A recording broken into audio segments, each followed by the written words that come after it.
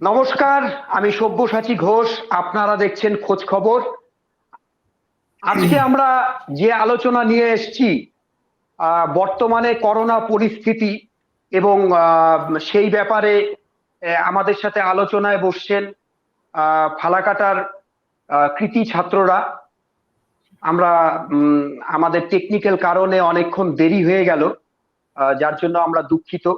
এবং টেকনিক্যাল অসুবিধা দূর করে আমরা কিছুটা বাধা বিভক্তি উতরে লাইভ স্ট্রিমিং এ পৌঁছেছি। আমরা দেখার চেষ্টা করছি যে কতদূর কি হয়েছে, আমরা কতদূর সফল হয়েছি, কারণ এটা আমাদের প্রথম প্রোগ্রাম, লাইভ অনুষ্ঠান, তাই আমাদের কিছু টেকনিক্যাল সমস্যা হচ্ছিল।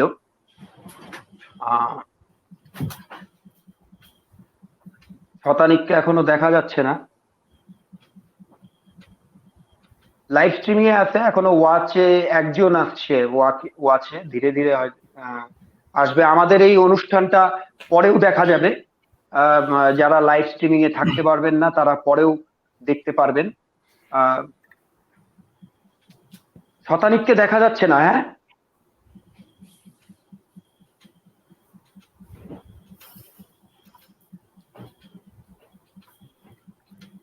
শতানিক ঢোকার চেষ্টা করছে আর কি। আমি প্রথমেই বলি, এই আলোচনাটার বিষয়বস্তু হচ্ছে ভাইরাল ভাইরাস। শুধুমাত্র কোভিড-19 ভাইরাসের ক্ষেত্রেই নয়, বিভিন্ন রকম ভাইরাস, ব্যাকটেরিয়া এবং সাম্প্রতিক পরিস্থিতিতে যে ব্যাপক হারে মানুষ করোনা পজিটিভ হচ্ছেন, সেই ক্ষেত্রে তারা কি কি নিয়ম পালন করতে পারেন বাড়িতে, বা কিভাবে করোনা থেকে মুক্তি পেতে পারেন, সেই সমস্ত আলোচনাও আজকে যারা আলোচক তারা তুলে ধরবেন। আমি একে একে সকলের সাথে পরিচয় করিয়ে দেব। আমাদের আরেকজন গেস্ট ডক্টর শতানিক সরকার, তিনি এখনো এই লাইভ স্ট্রিমিং এ এন্ট্রি করেছিলেন, কিন্তু টেকনিক্যাল কারণে তিনি এখন এন্ট্রি করতে পারছেন না, খুব সম্ভবত নেটের সমস্যার জন্য। আমরা তার জন্যই অপেক্ষা করছি। উনি আসলে পরেই আমি সকলের সাথে পরিচয় করিয়ে দিচ্ছি। এখন লাইভ ওয়াচিং এ আমরা দেখতে পাচ্ছি যে 4 জন জয়েন করেছে। আমাদের এই ভাইরাল ভাইরাস, যে কোভিড-19 আলোচনায় অংশগ্রহণ করবে doctor Satanik Sarkar, assistant professor, paediatric department, RG Kar medical college. এছাড়াও অংশগ্রহণ করবেন doctor Shyamaprasad Saha, assistant professor microbiology, north Bengal university. আর অংশগ্রহণ করবে আমাদের doctor Abhijit Dutta, gold medalist, BHMS, currently pursuing MD from National Institute of Homeopathy. তা এখনো পর্যন্ত শতানিক বের হয়ে যাওয়ার পরে লাইভ স্ট্রিমিং এ এখনো অ্যাড হতে পারেনি, সম্ভবত চেষ্টা করছে। আমরা দেখছি, তাকে নিয়ে আমরা আলোচনাটা শুরু করব। পরিচয়ের পর্বের শুরুতে আমাদের সাথে অলরেডি রয়েছেন doctor Shyamaprasad Saha, assistant professor microbiology, north Bengal university. আমাদের সাথে রয়েছে ডক্টর অভিজিৎ দত্ত, বিএইচএমএস এবং গোল্ড মেডেলিস্ট, এবং সে বর্তমানে এমডি করছে ন্যাশনাল ইনস্টিটিউট অফ হোমিওপ্যাথি থেকে। শতানিক আসলে আমাদের সাথে যুক্ত হবে, আমরা আলোচনাটা শুরু করে দেব। তা যে বিষয়ে আমি প্রথমে যাব, ডক্টর শ্যামাপ্রসাদ সাহার কাছে। ফালাকাটা হাই স্কুলের কৃতী ছাত্র, মাইক্রোবায়োলজি নিয়ে তার পড়াশোনা। বর্তমানে তিনি নর্থ বেঙ্গল ইউনিভার্সিটিতে অ্যাসিস্ট্যান্ট প্রফেসর।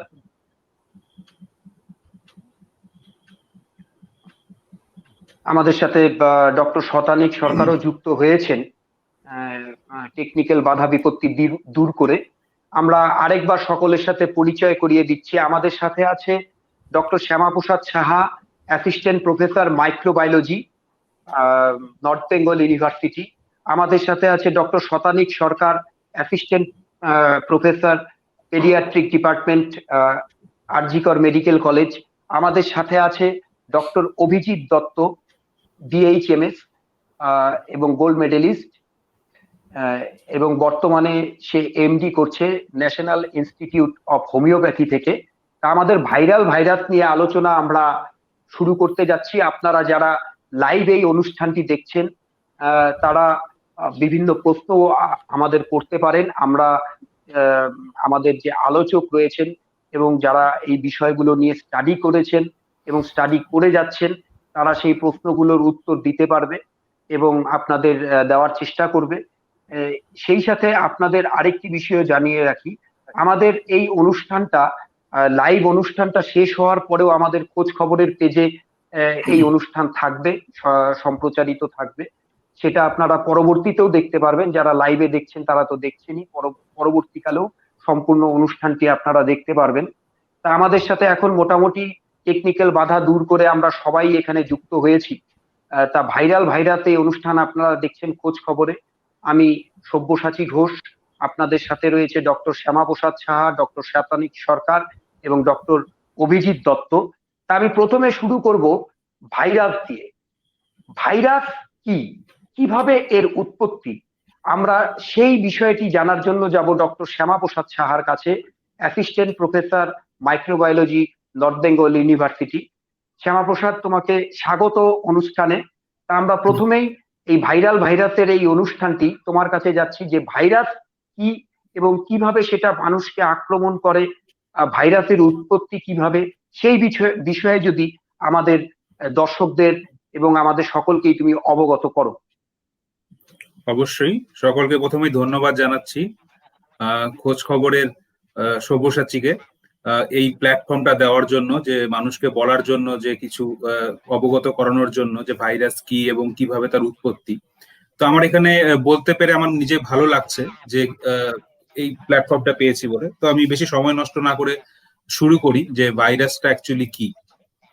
ভাইরাস সব থেকে সিম্পলেস্ট একটা সেল বলবো না, অর্গানিজমও বলবো না, একটা সিম্পলেস্ট থিং বলতে পারি, যার চারিদিকে রয়েছে একটা প্রোটিনের আবরণ এবং মাঝখানে তার একটা জেনেটিক ম্যাটেরিয়াল। জেনেটিক ম্যাটেরিয়াল বলতে আমরা যেটা বুঝি বংশগতিতে, বা একটা সেল থেকে যখন আরেকটা জিনিস তৈরি হয়, তো মানে তাদের যে সেন্ট্রাল ম্যাটেরিয়ালটা সেটা হলো ওর নিউক্লিক অ্যাসিড। তো এই ক্ষেত্রে ভাইরাসের মধ্যে আমরা জানি যে নিউক্লিক অ্যাসিড বলতে আমরা সাধারণত ডিএনএ কেই বুঝি। দু ধরনের সেল আমাদের এই পৃথিবীতে বর্তমান। এক ধরনের সেলকে আমরা বলি প্রোক্যারিওটিক সেল, এক ধরনের সেলকে আমরা বলি ইউক্যারিওটিক সেল। তো এই ভাইরাসটা কিন্তু না প্রোক্যারিওটিক সেল না ইউক্যারিওটিক সেল। অ্যাকচুয়ালি ভাইরাসটা শুধুমাত্র একটা নিউক্লিক অ্যাসিড, যেটা ডিএনএ বা আরএনএ হতে পারে, এবং তার চারিদিকে একটা প্রোটিনের আবরণ থাকে, এবং কিছু কিছু ভাইরাসের চারিদিকে আমার লিপিডেরও একটা আবরণ থাকে। যেমন আমাদের ক্ষেত্রে এখন আমরা দেখতে পাচ্ছি করোনা ভাইরাস, তার চারিদিকে একটা লিপিডেরও আবরণ রয়েছে, লিপিড ফ্যাটের আবরণ। তো এটাকে আমরা বলি এনভেলপ ভাইরাস। তো এর থেকে আমরা বুঝতে পারলাম যে ভাইরাসটা কিছু নয়, এটাকে আমরা সেলও বলছি না, এটা একটা অ্যাসেলুলার অর্গানিজম, যার মধ্যে শুধুমাত্র রয়েছে নিউক্লিক অ্যাসিড, যে নিজে নিজেই কিন্তু বংশবিস্তার করতে পারে না, তার হেল্পের দরকার হয়। ঠিক আছে, হেল্পটা কার কাছ থেকে নেবে? আইদার সে হেল্প নেবে প্রোক্যারিওটিক সেলের কাছ থেকে, অথবা সে হেল্প নেবে ইউক্যারিওটিক সেলের কাছ থেকে। ঠিক আছে, প্রোক্যারিওটিক সেলের মধ্যে আমরা যেগুলো পাচ্ছি সেগুলো ব্যাকটেরিয়া পাচ্ছি, আর ইউক্যারিওটিক বলতে আমরা হিউম্যান, প্ল্যান্ট, এনিমেল, এরা সব ইউক্যারিওটিক সেল দিয়ে তৈরি। তো ভাইরাসটা হচ্ছিল এমন একটি অর্গানিজম যে নিজে তো রেপ্লিকেট করতে পারছে না, নিজে বংশবিস্তার নিজের থ্রুতে করতে পারছে না, তার হেল্পের দরকার হচ্ছে। আইদার সে প্রোক্যারিওটিক সেলকে ইউজ করছে, অথবা সে ইউজ করছে ইউক্যারিওটিক সেলকে। এখন কথা হলো এই ভাইরাসটা এলো করতে আমরা যদি মানে মানুষের ইভলিউশন, মানে মানুষ কোথা থেকে এলো সেটা যদি চিন্তা করতে চাই, আমাদের ফসিল রেকর্ড ফলো করতে হয় বা হিস্ট্রি রেকর্ড ফলো করতে হয়। কিন্তু ভাইরাস এতটাই ছোট, এই ন্যানোমিটার রেঞ্জে ওর লেন্থ হয়, তার কোনো ফসিল রেকর্ড পাওয়া যায় না। তাহলে এই ভাইরাসটার উৎপত্তি আমরা কি করে আমরা প্রমাণ করতে পারি? আশ্চর্যের বিষয় এই যে আমাদের শরীরে যে সেলগুলো রয়েছে, সেই সেলের মধ্যে যে ডিএনএ গুলো রয়েছে, সেই ডিএনএ এর 8% ডিএনএ ভাইরাস জিনোম দিয়ে তৈরি। হিউম্যানের মধ্যে 8% জিনোম রয়েছে যেটা ভাইরাল জিনোম দিয়ে তৈরি। তাহলে এই ভাইরাল জিনোম গুলো এলো কোত্থেকে? এটা জানতে গেলে একদম সৃষ্টির আদি পর্বে চলে যেতে হয়, যখন বিগ ব্যাং হয়, যখন পৃথিবী উৎপত্তি হয়। বিগ ব্যাং এর ফলে পৃথিবী যখন তৈরি হলো, চারিদিকে ছিল গ্যাসের একটা আবরণ, আস্তে আস্তে যখন পৃথিবীটা ঠান্ডা হতে শুরু করে তখন কিছু কেমিক্যাল গ্যাস এরা কনডেন্সড হয়ে অর্গানিক মলিকুল তৈরি করে, যেটা জীবন তৈরি করার প্রথম অধ্যায়। এটাকে আমরা বলি কেমিক্যাল ইভলিউশন। সেই অর্গানিক মলিকুল গুলো আবার একে একে জড়িত হয়ে প্রথম যে মলিকুলটা তৈরি করলো সেটার নাম হলো আরএনএ, রাইবো নিউক্লিক অ্যাসিড। এই আরএনএ কেই আমরা বলি যে জীবন তৈরির প্রথম উপাদান। এবং আমরা এখনো পাই যে ভাইরাস, কিছু কিছু ভাইরাস আছে যেটা আরএনএ দিয়ে তৈরি। তো এর থেকেই বলা যেতে পারে যে প্রথম যে জিনিসটা তৈরি হয়েছিল সেটা হয়তো ভাইরাসই ছিল, কেননা তার মধ্যে আরএনএ ছিল। এবং আরো হাইপোথিসিস রয়েছে যে ভাইরাস সেলটা কোনো কারণে হয়তো কোনো আদি কোনো সেলের গায়ে সিম্বায়োটিক অ্যাসোসিয়েশন করেছিল। সিম্বায়োটিক মানে একটা সেল আরেকটা সেলকে সাহায্য করবে এবং দুজন সাহায্যে বেঁচে থাকবে। কিন্তু আস্তে আস্তে একটা সেল দেখলো যে আমার আর সাহায্য করার দরকার নেই, আমি শুধু সাহায্য দেব না কিছুই। যেই সেলটা এটা ভাবলো সেটাই আস্তে আস্তে কনভার্ট হয়ে গেল ভাইরাসে, এবং সে হয়ে গেল প্যারাসাইট।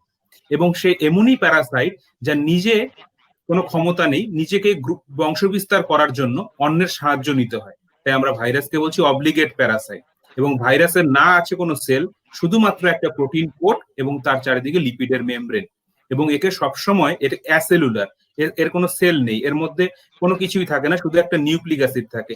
যখন ও আরেকটা সেলের মধ্যে ইনফেক্ট করে শুধু তার নিউক্লিক অ্যাসিডটাকে ইনজেক্ট করে ভেতরে ঢুকিয়ে দেয়, এবং সেই নিউক্লিক অ্যাসিড বা আরএনএ বা ডিএনএ যেটাই হতে পারে সেটা একটা কপির থেকে আরেকটা কপিতে হোস্টের যে মেকানিজম সেটাকে ইউজ করে ও মাল্টিপ্লাই করে। ঠিক আছে? তো এইভাবেই ভাইরাস পৃথিবীতে এসছে, এবং পৃথিবীতে আসার পরেও ভাইরাসটা কিন্তু রয়ে গেছে। এবং তিনটে ডোমেইন হয় লাইফের, আমাদের লাইফের তিনটে ডোমেইন হয়, একটা ইউক্যারিওট, একটা প্রোক্যারিওট, একটা আর্কিয়া আমরা বলি। এই তিনটে ডোমেইন অফ লাইফকেই কিন্তু ভাইরাস অ্যাটাক করতে পারে, এত ক্ষমতাশীল এই ভাইরাসগুলো। এবং ধীরে ধীরে যত ইভলিউশন হচ্ছে, যত সময় যাচ্ছে, ভাইরাসগুলো নিজেকে চেঞ্জ করছে এবং বিভিন্ন রকমের প্রাণী জগৎকে অ্যাকচুয়ালি ইনফেক্ট করার ক্ষমতা রাখে।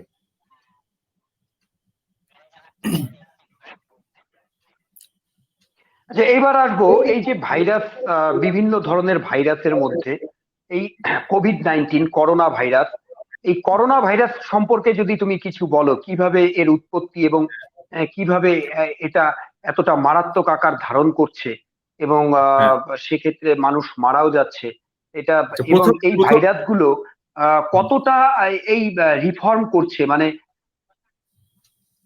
বুঝতে পেরেছি। তো এই এই ভাইরাস গুলো দেখা যাচ্ছে যে বেশিরভাগ ভাইরাসের ক্ষেত্রেই দেখা যাচ্ছে যে যে ভাইরাস গুলো এই আমাদের ফিভার বা হচ্ছে জ্বর সর্দি কাশি এগুলো যে হচ্ছে, হুম, এবং হুম, বহুদিন পর পর এই ভাইরাস গুলো অনেকটা শক্তিশালী হয়ে ফিরে আসছে আগের থেকে। yes, হয়তো 10 বছর বা 20 বছর আগে হুম, সেই ভাইরাসটা যতটা হুম, প্রকোপ আকার ধারণ করেছিল তার হুম, থেকে হয়তো অনেক বেশি তার প্রকৃতি চেঞ্জ করে আরো স্ট্রং হয়ে আসছে এবং আরো হুম, বেশি ক্ষতি করছে আমাদের শরীরে।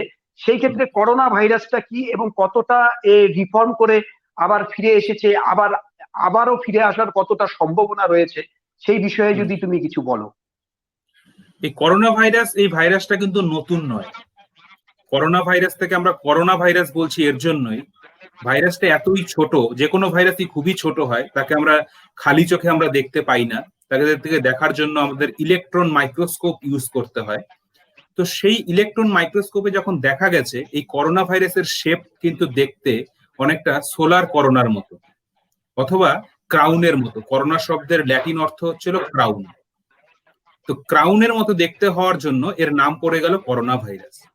এই করোনা ভাইরাস কিন্তু আজকে নতুন নয়, এর 200-300 বছর আগে এই করোনা ভাইরাস পৃথিবীতে ছিল, যার এভিডেন্স পাওয়া গেছে। তার আগেও হয়তো ছিল, যার এভিডেন্স আমরা এখনো পাইনি।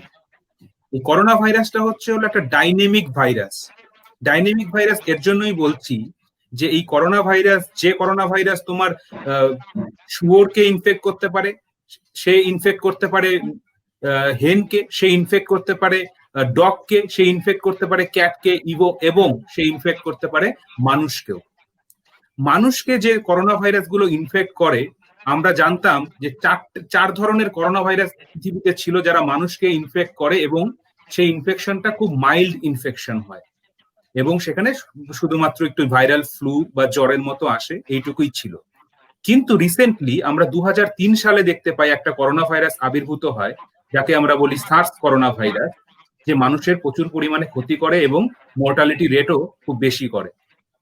এবং 2012-তে আমরা আবার একটা করোনা ভাইরাসকে দেখতে পাই, সেটাকে আমরা বলি MERS corona virus, Middle East respiratory syndrome corona virus.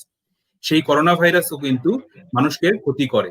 তো আজ অব্দি আনটিল 2019 আমরা 6টা করোনা ভাইরাসকে পেয়েছিলাম যেটা মানুষকে ইনফেক্ট করতে পারে, যার মধ্যে 4টে ছিল কমন কোল্ড তৈরি করে, তার মধ্যে 2টো ছিল খুব ম্যাসিভলি মানুষকে অ্যাটাক করে, এবং 2019-এর ডিসেম্বর মাসে আমরা নতুন একটা করোনা ভাইরাসকে পেলাম, যেটাকে আমরা নাম দিলাম নোভেল করোনা ভাইরাস, এবং তার দ্বারা যে ডিজিজটি হচ্ছে তাকে আমরা বলছি কোভিড-19।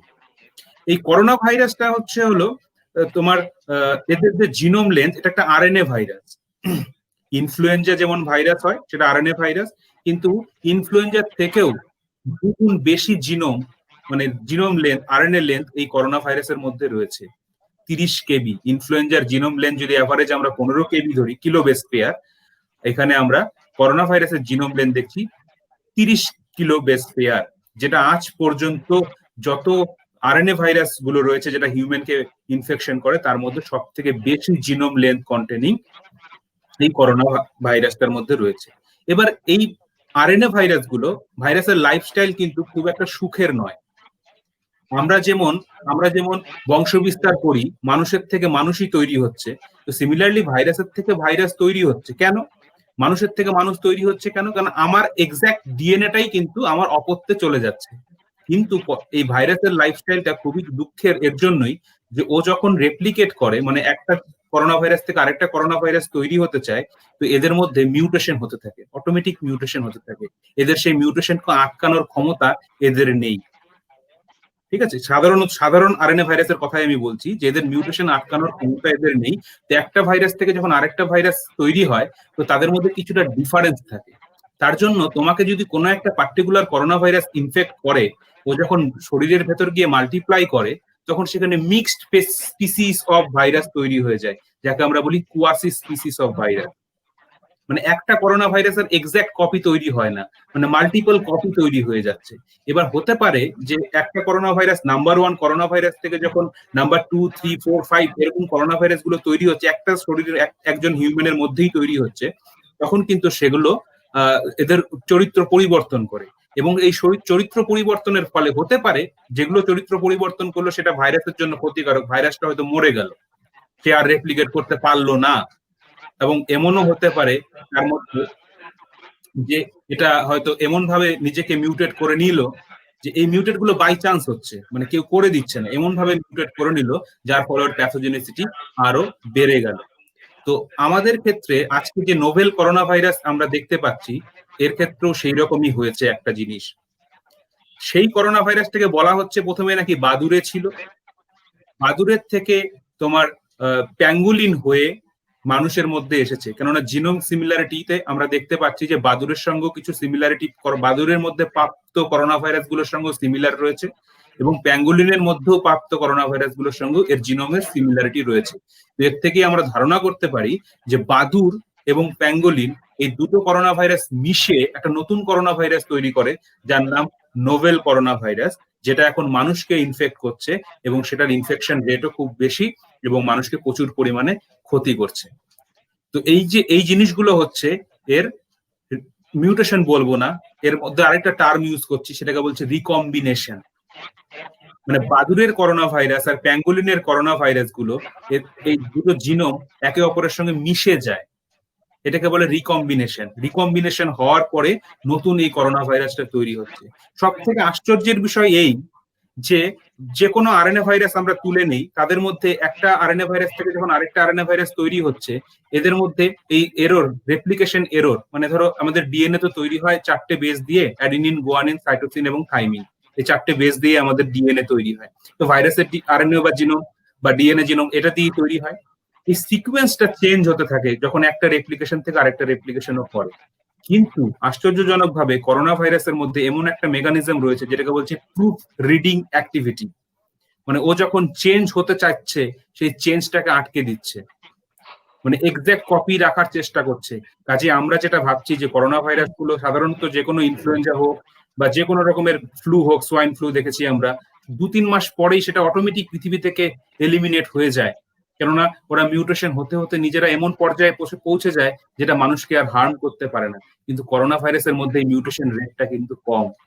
তার জন্য করোনা ভাইরাসটা পৃথিবী থেকে সহজে যাচ্ছে না। আমরা প্রথমে এক্সপেক্ট করেছিলাম যে 2-3 মাস বড়জোর লাগবে, তারপরে সে চলে যাবে, কিন্তু এখনো যখন যাচ্ছে না এবং আমরা নতুন ভাবে জানতে পারলাম এর মধ্যে প্রুফ রিডিং অ্যাক্টিভিটি আছে, তো ওর মিউটেশন রেটটা কম হওয়ার জন্য ও কিন্তু যাচ্ছে না।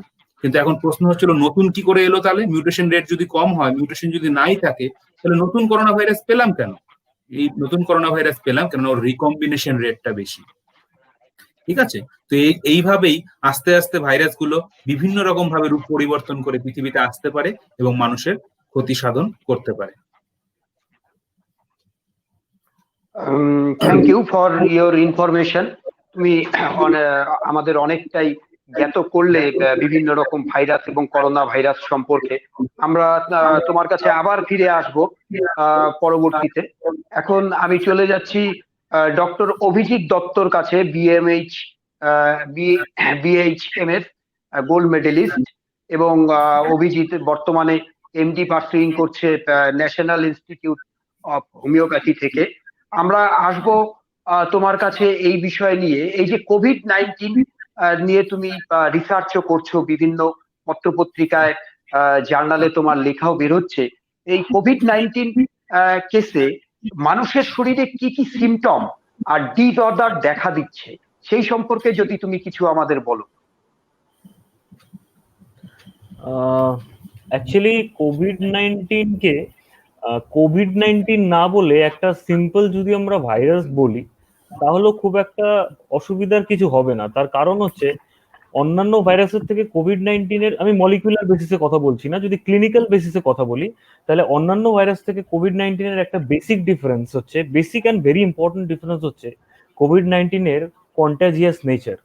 কারণ কোভিড-19 খুব ফাস্ট স্প্রেড করতে পারে, খুব প্রচন্ড কন্টাজিয়াস, এবং মানে এতটাই বেশি কন্ট্যাক্টে স্প্রেড করে কোভিড-19, যার জন্য একটা র্যাপিড প্রগ্রেশন, একটা rapid inclination of the infection আমরা দেখতে পাচ্ছি সারা পৃথিবীতে বিভিন্ন দেশে। এবার যেটা ডক্টর শ্যামাপ্রসাদ বললেন যে 2003 এবং 2002-2003 যে সার্স কোভি আমরা দেখেছিলাম, ওতে কিন্তু মর্টালিটি রেট অনেক হাই ছিল then this novel corona virus or just corona virus disease 2019।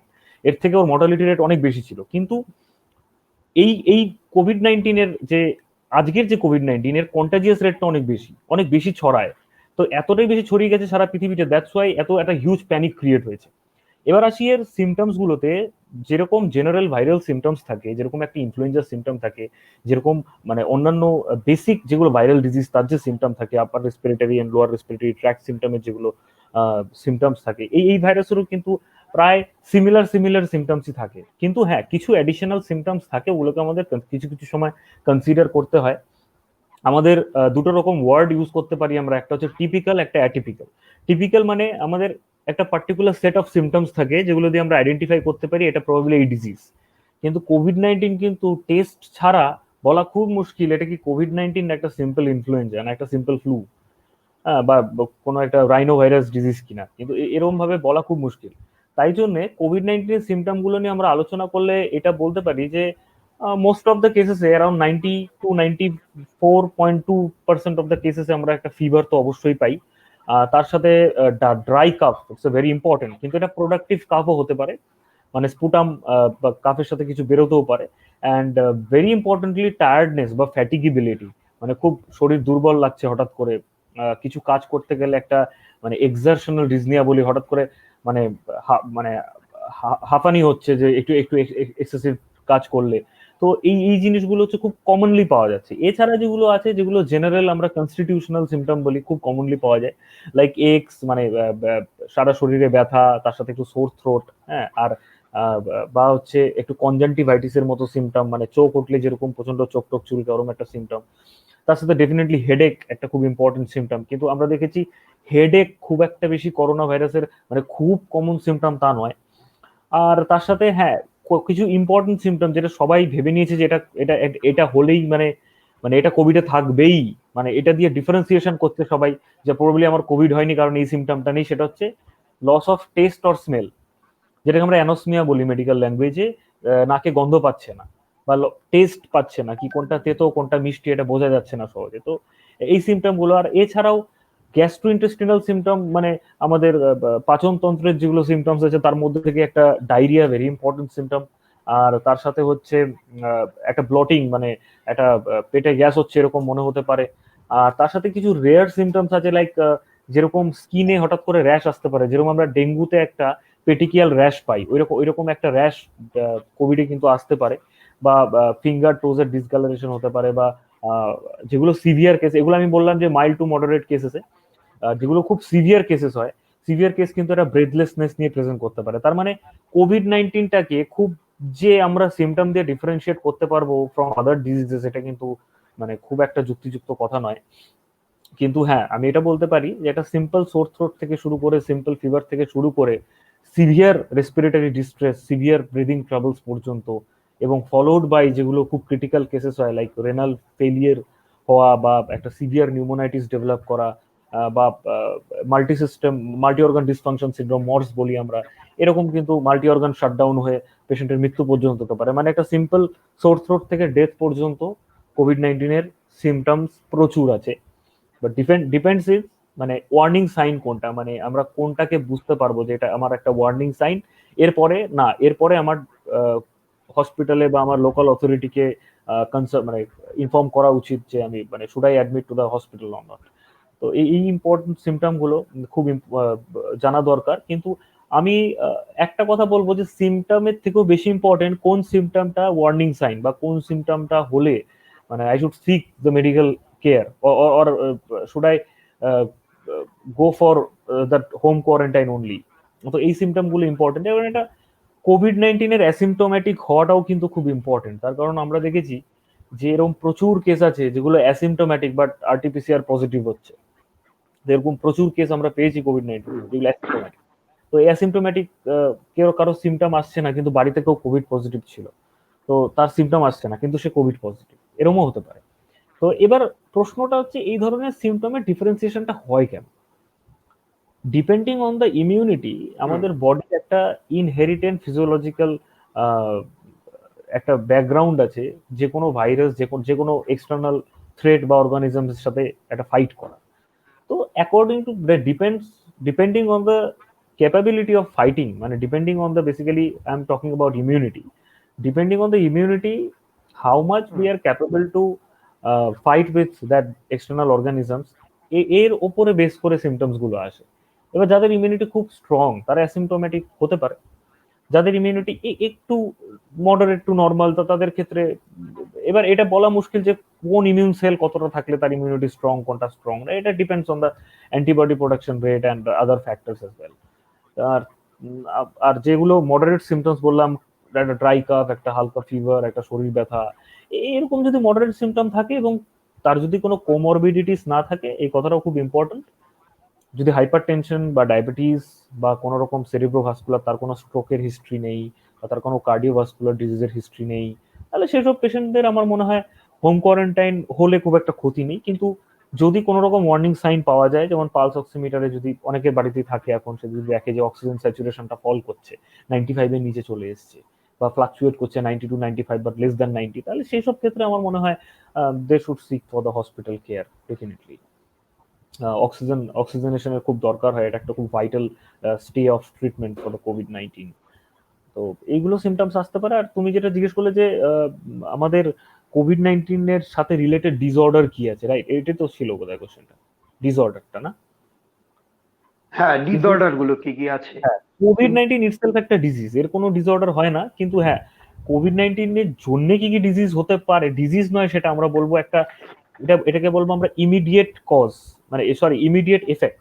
Immediate এফেক্টের মধ্যে যেটা আমরা কিন্তু হিস্ট্রিতেই দেখতে পাই যে চায়নাতে উহানে যখন প্রথম কোভিড-19 ক্লাস্টার আইডেন্টিফিকেশন হয়েছিল, ওই সময় কিন্তু সেই কেসগুলো কিন্তু নিউমোনিয়া নিয়ে অ্যাডমিট হয়েছিল হসপিটালে, এবং হসপিটালে কিন্তু সিভিয়ার নিউমোনিয়া পাওয়া গেছিল।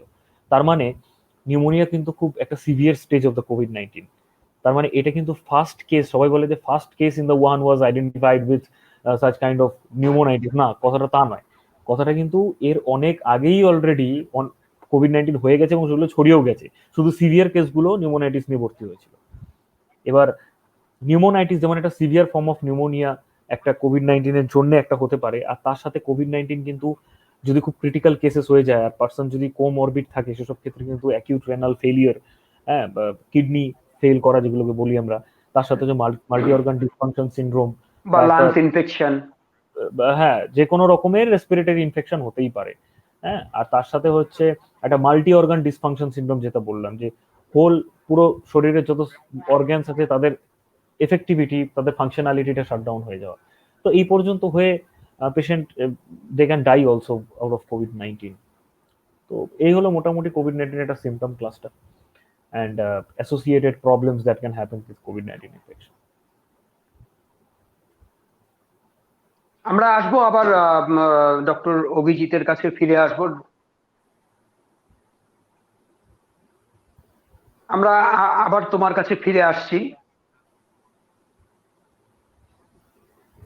আমরা আবার তোমার কাছে ফিরে আসছি। তা কোভিড-19 এর যে সিমটমস এবং ডিসঅর্ডার নিয়ে ডক্টর অভিজিৎ অনেকক্ষণ আলোচনা করলেন। আমরা আবার সেই বিষয়ে একটু পরে ফিরে আসছি। আমরা এখন চলে যাব ডক্টর শতানিক সরকারের কাছে, assistant professor, paediatric department, RG Kar medical college. Shatanik, are you there? হ্যাঁ, হ্যাঁ, হ্যাঁ।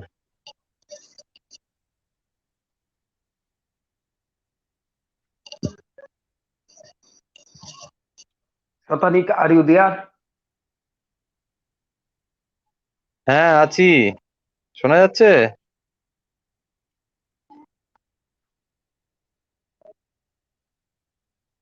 হ্যালো।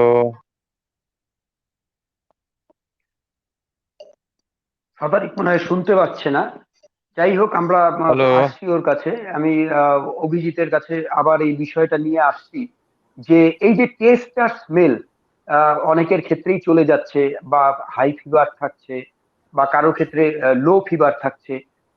এই টেস্ট এবং স্মেলটা চলে যাওয়া, স্বাদ গন্ধ কোনোটাই না পাওয়া, এবং কোনো কোনো মানুষের ক্ষেত্রে অ্যাসিমটোমেটিকও থাকছে। অ্যাসিমটোমেটিক থাকার পরেও অনেকে তো সুস্থই থাকছেন, আবার কিছু কিছু মানুষের ক্ষেত্রে দেখা যাচ্ছে শুরু।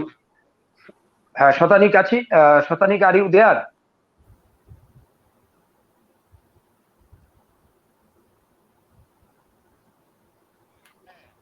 হ্যাঁ, হ্যাঁ, শোনা যাচ্ছে। স্ক্রিনে দেখা, হ্যাঁ বললাম স্ক্রিনে দেখা যাচ্ছে না তোমাকে? হ্যাঁ, দেখা যাচ্ছে এখন স্ক্রিনে। যে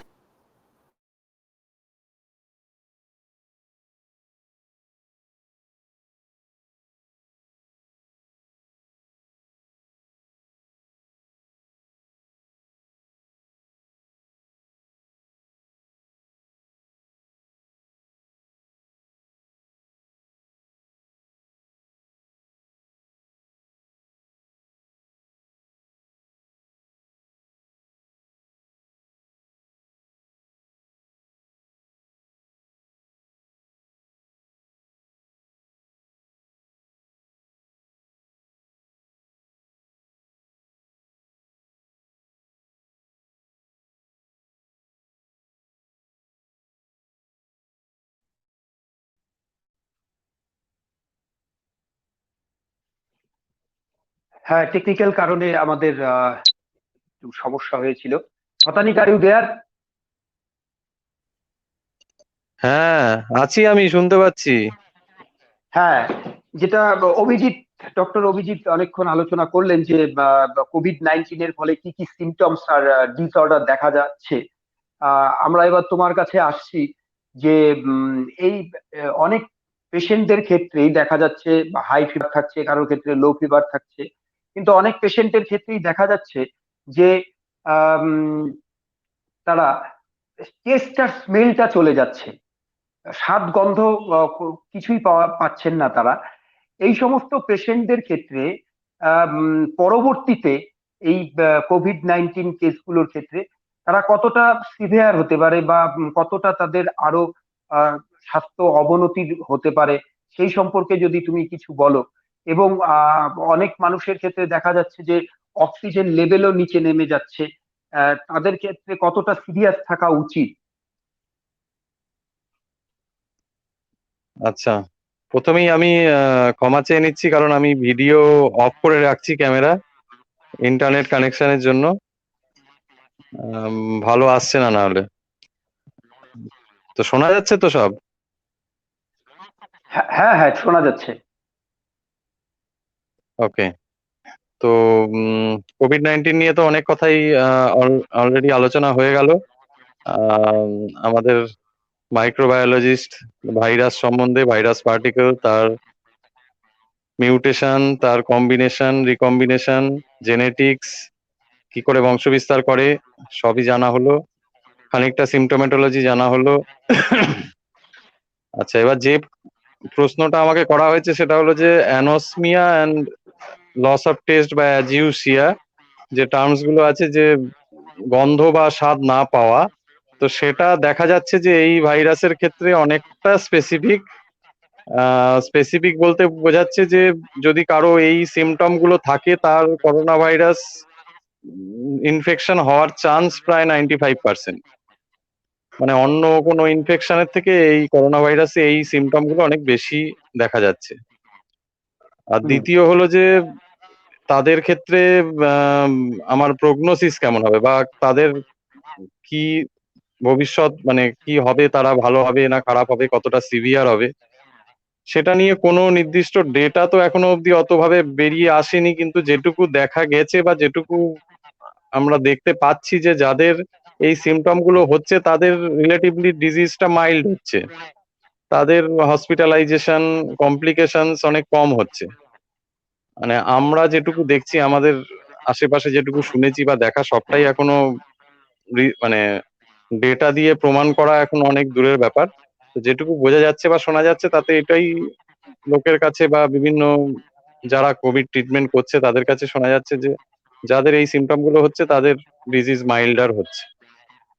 আচ্ছা, নেক্সট হলো যে অক্সিজেন নিয়ে যেটা বলার, সেটার আগে জানতে হবে আমাদের কোভিড-19 গ্রেডিং বা সিভিয়ারিটি আমরা কি করে অ্যাসেস করব। তো তিনটে ভাগে আমরা ভাগ করছি। একটা হলো মাইল্ড বা অ্যাসিমটোমেটিক, যাদের সিমটম নেই অথবা খুব সামান্য সিমটম আছে। দ্বিতীয় হলো মডারেট, আর থার্ড হলো সিভিয়ার।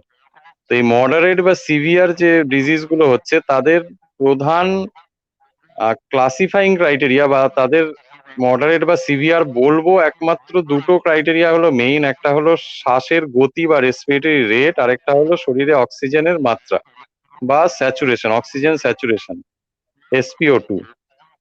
যদি SpO2 আমার রুম এয়ারে, মানে উইদাউট এনি অক্সিজেন সাপোর্ট, যদি রুম এয়ারে 94 এর নিচে চলে যাচ্ছে, তাহলে মডারেট বলছি। 90 নিচে চলে গেলে সিভিয়ার বলছি। একই রকম ভাবে রেসপিরেটরি রেট বা শ্বাসের গতি যদি 24-এর বেশি হয়, তাকে মডারেট বলছি। 30-এর বেশি হলে সিভিয়ার বলছি। তো আলটিমেটলি বোঝাই যাচ্ছে যে যাদের অক্সিজেনের মাত্রা শরীরে কম হচ্ছে, তাদের ডিজিজটা সিভিয়ার। মানে তার কারণ হলো, পেছনে কারণ হলো তার লাং ইনভলভমেন্ট হচ্ছে, বা তার লাংসে আমার ভাইরাসটা ইনফেকশন দেখা যাচ্ছে আর কি।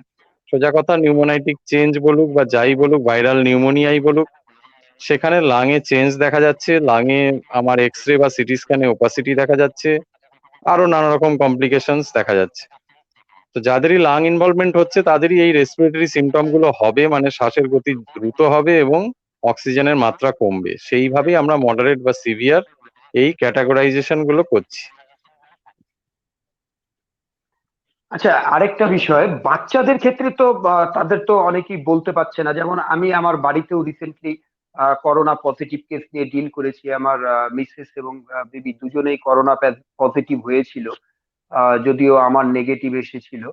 তা সেই সিচুয়েশন এখন উত্তরে আমি যে অভিজ্ঞতাগুলো ফেস করলাম, এবং আজকের অনুষ্ঠান শুরুর আগে অনেক মানুষই আমাদের তাদের অভিজ্ঞতাগুলো বলেছেন, এবং অনেকে এখানে প্রশ্নও করছেন কমেন্ট বক্স সেকশনে, এবং আমাকেও অনেকে জানিয়ে রেখেছিলেন যে কিছু কিছু প্রশ্ন করার। তা সেই ক্ষেত্রে আমি বাচ্চাদের বিষয়টাতে আসছি। বাচ্চাদের ক্ষেত্রে তাদের তো মানে এই সিমটম গুলো তো তারা ব্যক্ত করতে পারছে না। আহ, সেই ক্ষেত্রে যে সকল বাচ্চারা অ্যাসিম্পটোমেটিক থাকছে তাদের ক্ষেত্রে মা বাবারা কিভাবে তারা বুঝতে পারবে যে যেখানে জ্বরও হচ্ছে না বা সর্দি কাশিও নেই, অ্যাসিম্পটোমেটিক সম্পূর্ণ, এবং স্বাদ গন্ধ আছে কিনা তারা তো বলতে পারছে না, সেই সমস্ত ক্ষেত্রে কি তারা প্রক্রিয়া অবলম্বন করতে পারে যে আহ, উম, বা কি মেডিসিন তারা প্রয়োগ করতে পারে, আহ, এ- বা কি প্রথা তারা অবলম্বন করতে পারে যে সেটা বোঝার জন্য যে তার বাচ্চাটা কোভিড পজিটিভ কিনা, এবং সেই ক্ষেত্রে তার করণীয় কি কি? আচ্ছা, প্রথম হলো যে অ্যাসিমটোম্যাটিক ইনফেকশন তো সবারই হচ্ছে, বাচ্চাদেরও হচ্ছে, বড়দেরও হচ্ছে। তো যাদের অ্যাসিমটোম্যাটিক তাদের বোঝার কোনো উপায় নেই, সে বাচ্চাই হোক আর বড়ই হোক, টেস্ট করা ছাড়া কোনো উপায় নেই। যদি আমার কোনো কন্ট্যাক্ট হিস্ট্রি থাকে, আমার বাড়িতে কেউ পজিটিভ হয়েছে বা আমি কারো পজিটিভ কারো সাথে কন্ট্যাক্টে এসছি, তাহলে আমাকে টেস্ট করেই একমাত্র জানতে শতানিক হবে, নাহলে জানার কোনো উপায় নেই। হ্যালো?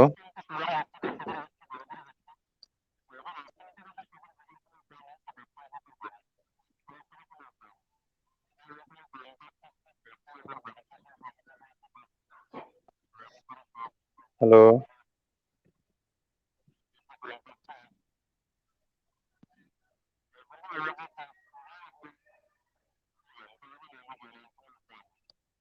আর সেই ক্ষেত্রে তো মেডিসিন দেওয়ারও কোনো ব্যাপার নেই।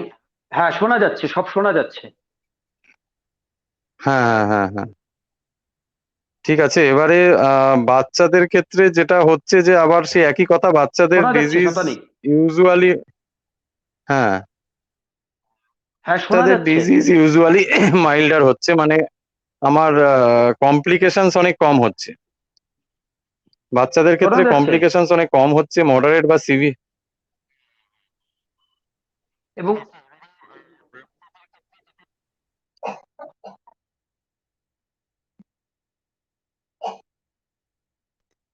তো কমপ্লিকেশনস যখনই কম হচ্ছে, তার মানে আমার মাইল্ড বা অ্যাসিমটোমেটিক কেস বেশি।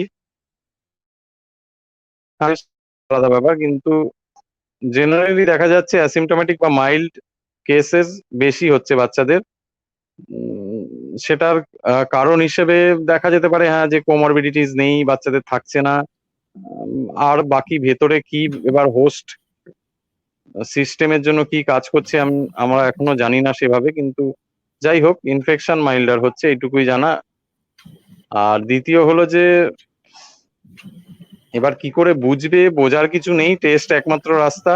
আর কি ট্রিটমেন্ট করব, যদি আমাদের যে কোনো অ্যাসিমটোমেটিক বা মাইল্ড কেসে ড্রাগস যেগুলো দেওয়ার কথা, তার মধ্যে প্রধান হলো HCQS বা হাইড্রক্সিক্লোরোকুইন।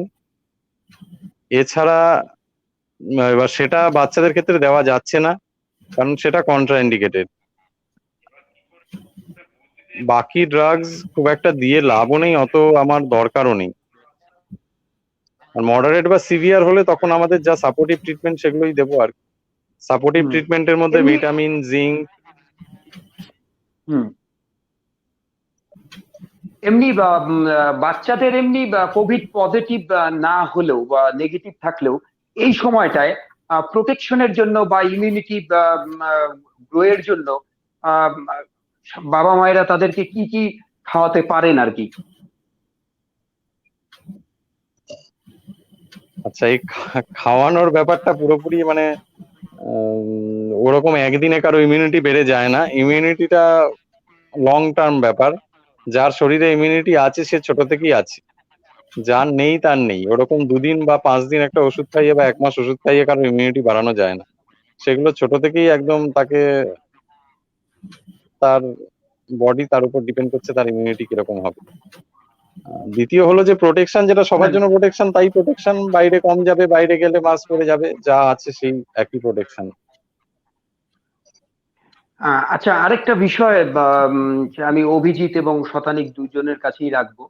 এই যে এখন বহু মানুষ আহ, করোনা ইসে পজিটিভ, তাদের অনেকেরই দেখা যাচ্ছে যে হয়তো তারা আগে থেকে তাদের কোনোদিন রেসপিরেটরি ট্রাবলস ছিল না বা শ্বাসকষ্ট ছিল না, তাদেরকে ইনহেলারও নিতে হয়নি কোনোদিন, কিংবা তাদেরকে কোনোদিন নিবুলাইজও করতে হয়নি, কিন্তু তা সত্ত্বেও অনেকেরই দেখা যাচ্ছে যে আগে না থাকা সত্ত্বেও এখন কোভিড পজিটিভ হওয়ার পরে অনেকেরই শ্বাসকষ্ট হচ্ছে, বা বুকে একটু বেশি চাপ অনুভূত হচ্ছে। এই সমস্ত কেসে তোমাদের কি উপলব্ধি আর কি, তোমরা কতদূর কি প্রত্যক্ষ করেছো আর কি?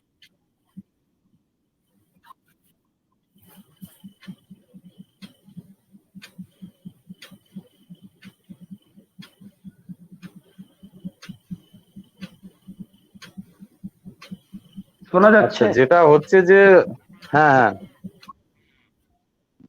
যেটা হলো যে করোনা মানে পজিটিভ হওয়ার পর বা সেরে ওঠার পর বা নেগেটিভ হয়ে যাওয়ার পরেও আমার কিছু কমপ্লিকেশন থেকে যাচ্ছে, যেটা এখন খুবই একটা প্রবলেমেটিক পোস্ট কোভিড।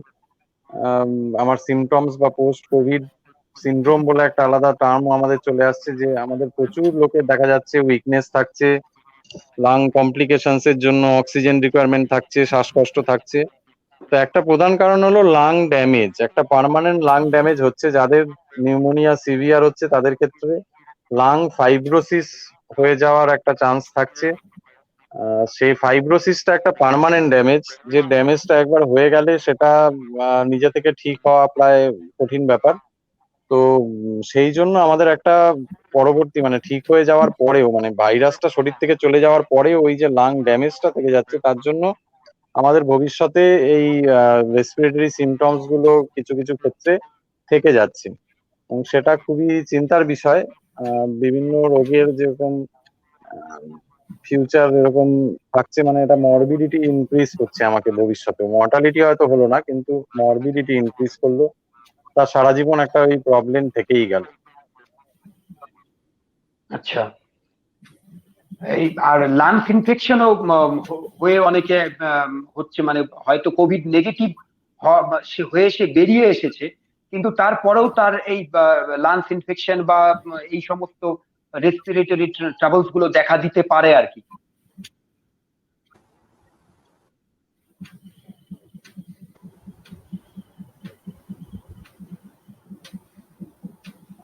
হ্যাঁ, লাং ইনফেকশন বা সরি, যেটা পোস্ট কোভিড,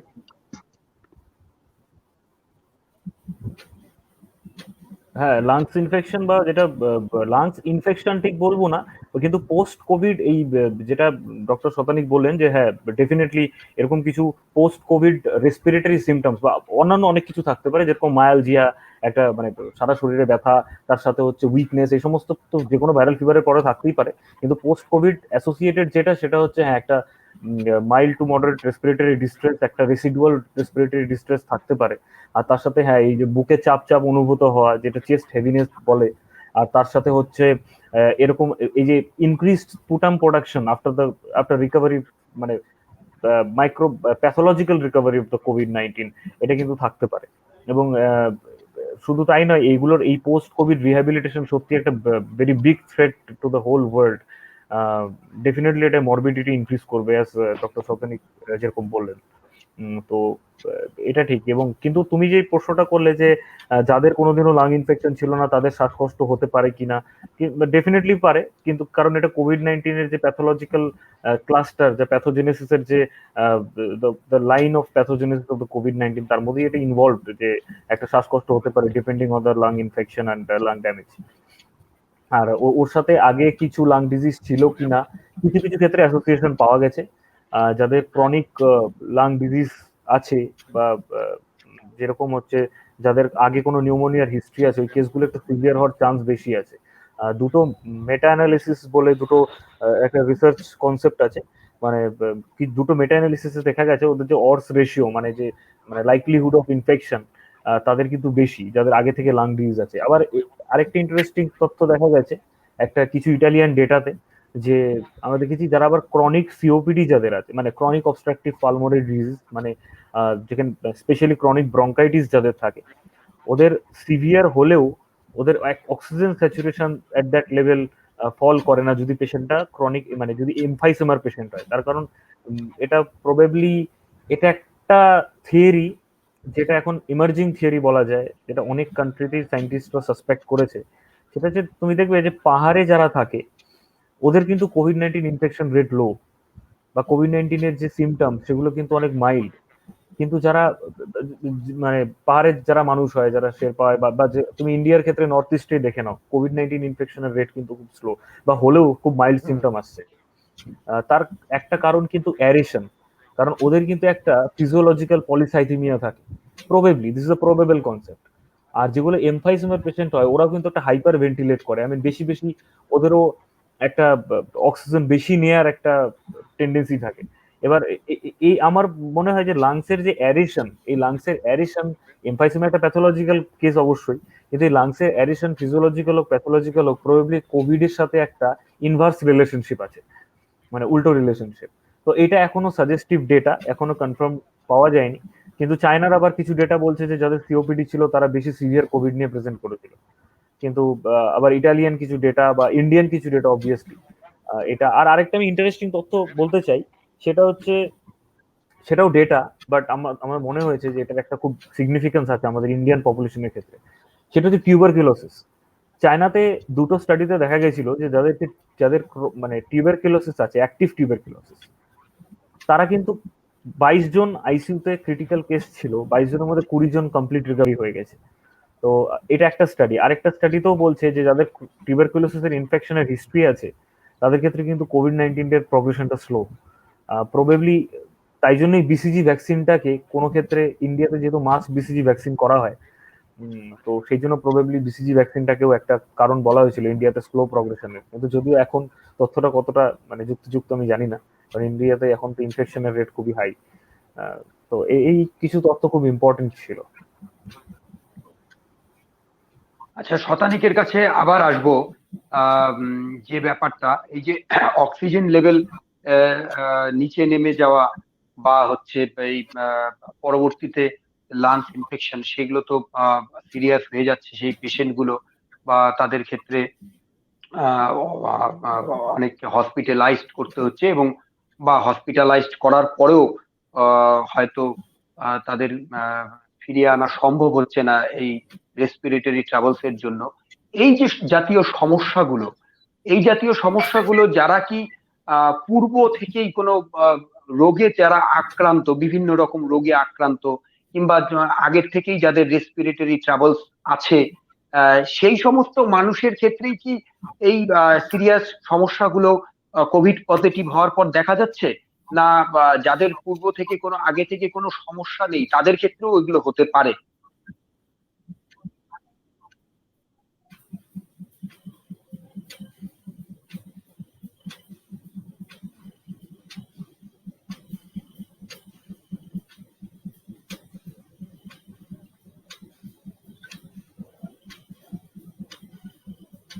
শতানিক শোনা যাচ্ছে?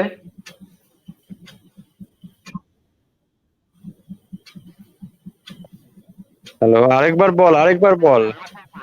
হ্যাঁ, শুনতে পাচ্ছি বলছিলাম না। যে, হ্যাঁ, আরেকবার বলছি যে আমাদের টেকনিক্যাল কারণে কিছু অসুবিধা হচ্ছে। এই অনুষ্ঠানটা যারা দেখছেন তারা পরেও দেখতে পারবেন, এবং যারা হয়তো লাইভ শোতে অ্যাটেন্ড করতে পারেননি তারাও আবার পরবর্তীতে শো দেখতে পারবেন।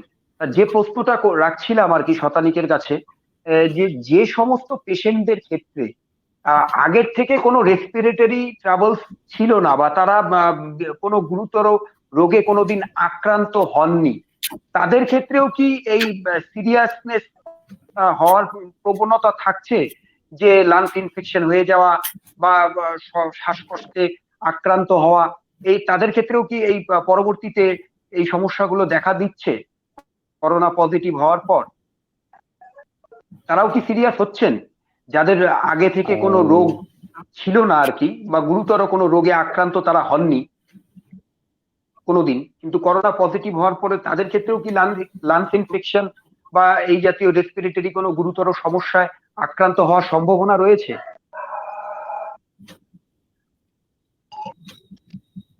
আচ্ছা, এই এই ব্যাপারে আলোচনা করার আগে যেটা বলা উচিত সেটা হলো যে আমাদের প্রচুর কিন্তু ডেথ হচ্ছে even in the age group of, মানে 20 থেকে 30 বছর, 30 থেকে 40 বছর, এই এজ গ্রুপেও প্রচুর ডেথ হচ্ছে। তো সেই ডেথ গুলো অনেকেরই, মানে বেশিরভাগ লোকেরই হয়তো কোমরবিডিটি কিছু নেই, মানে তার কোনো প্রি এক্সিস্টিং কোনো রোগ নেই, তা সত্ত্বেও হচ্ছে। তো সেটার একটা প্রধান কারণ যেটা হচ্ছে যে সেটা কোভিড রিলেটেড ডেথ এবং ডিরেক্টলি তার শরীর যে আম, ওই ইনফেকশনের এগেনস্টে যে ইমিউনিটি বিল্ড আপ করছে সেই ইমিউনিটিটা কখনো কখনো বেশি বিল্ড আপ করে ফেলছে এবং হাইপার ইমিউন রেসপন্সের জন্য কিন্তু আমার বেশি খারাপ হচ্ছে পেশেন্ট, মানে আনপ্রোভোকড বা কোনো কিছু নেই, হঠাৎ করে খারাপ হয়ে যাচ্ছে একটা কম বয়সী ছেলে বা মেয়ে। সেটা মেইন কারণ হলো hyper immune response of the body against this Covid infection. তো সেটা কিন্তু যে কোনো কারো হতে পারে, সেটা কার কি হবে কিচ্ছু বলা যাচ্ছে না। এবং সেইটা প্রথম দিকে বোঝা যাচ্ছিল না বলে, ট্রিটমেন্ট করতে পারছিলাম না বলে এই ডেথ গুলো বেশি হচ্ছিল। পরে আমরা সেটা বুঝতে পেরেছি এবং তার জন্য কিছু সাপোর্টিভ ট্রিটমেন্ট অ্যাড করা হয়েছে। আহ, ওই হাইপার ইমিউন রেসপন্সের জন্য শরীরে বিভিন্ন জায়গায় রক্ত জমাট বাঁধছিল, সেটার জন্য আগে থেকে মডারেট বা সিভিয়ার কেসে হেপারিন চালু করা হচ্ছে যাতে রক্ত জমাট না বাঁধে। দ্বিতীয় কথা হলো ইমিউন রেসপন্সটাকে উইক করার জন্য ইনজেকশন ডেক্সামিথাসোন বা আমাদের মডারেট বা সিভিয়ার আগে থেকে প্রোফাইল্যাকটিক্যালি দেওয়া হচ্ছে যাতে এই হাইপার ইমিউন রেসপন্সটা না হয়। তো সেক্ষেত্রে সেগুলো যেটুকু দেখছি যে মানে ডেথ আচ্ছা, কিছুটা হলেও প্রিভেন্ট করা স্যার, যাচ্ছে বা সিভিয়ারিটি খানিকটা হলেও আটকানো যাচ্ছে।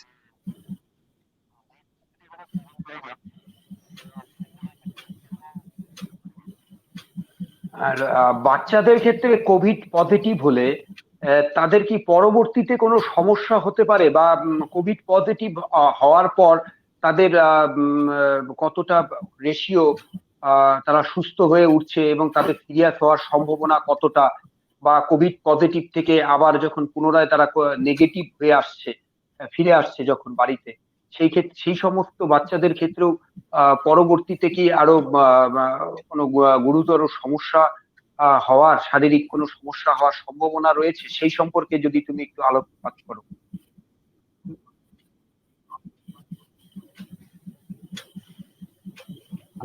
ভবিষ্যতে কতটা কি হবে লং টার্মে সেটা এখনো হয়তো অতটা ডেটা নেই আমাদের কাছে, আমরা জানতে পারছি না যে ভবিষ্যতে কতটা কি হবে। কিন্তু ইমিডিয়েট এফেক্ট হিসেবে তো তেমন কিছু হওয়ার কথা নয় বা হচ্ছেও না অতটা। বাচ্চাদের সেরকম ডেথ হচ্ছে বা সেরকম খুব খারাপ হচ্ছে সেটা খুব কমই শোনা গেছে। এমনি কেস রেটও অনেক কম এবং হলেও তাদের কমপ্লিকেশন সিভিয়ারিটি অনেক কম এবং ইমিডিয়েট কোনো এফেক্ট হচ্ছে বলেও খুব একটা তো শোনা যাচ্ছে না। সুতরাং আশা করছি বাচ্চাদের ব্যাপারটা অনেকটা বেটার হচ্ছে আউটকাম। আচ্ছা, এই বাচ্চাদের ক্ষেত্রে অনেকেই এই সময়ে বাচ্চাদের মাল্টি ভিটামিন খাওয়াচ্ছেন, বা ভিটামিন সি উইথ জিঙ্ক এই জাতীয় কি কিছু খাওয়ানো যেতে পারে বাচ্চাদের ইমিউনিটিটা, বা ভিটামিন জাতীয় যাতে কোনো সমস্যা শরীরে না থাকে, কোভিড পজিটিভের ক্ষেত্রে হোক বা যারা কোভিড নেগেটিভও, মানে করোনা আক্রান্ত হননি, সেই সমস্ত বাচ্চাদের ক্ষেত্রে কি মাল্টি ভিটামিন বা ভিটামিন সি জাতীয় কিছু খাওয়ানো যেতে পারে?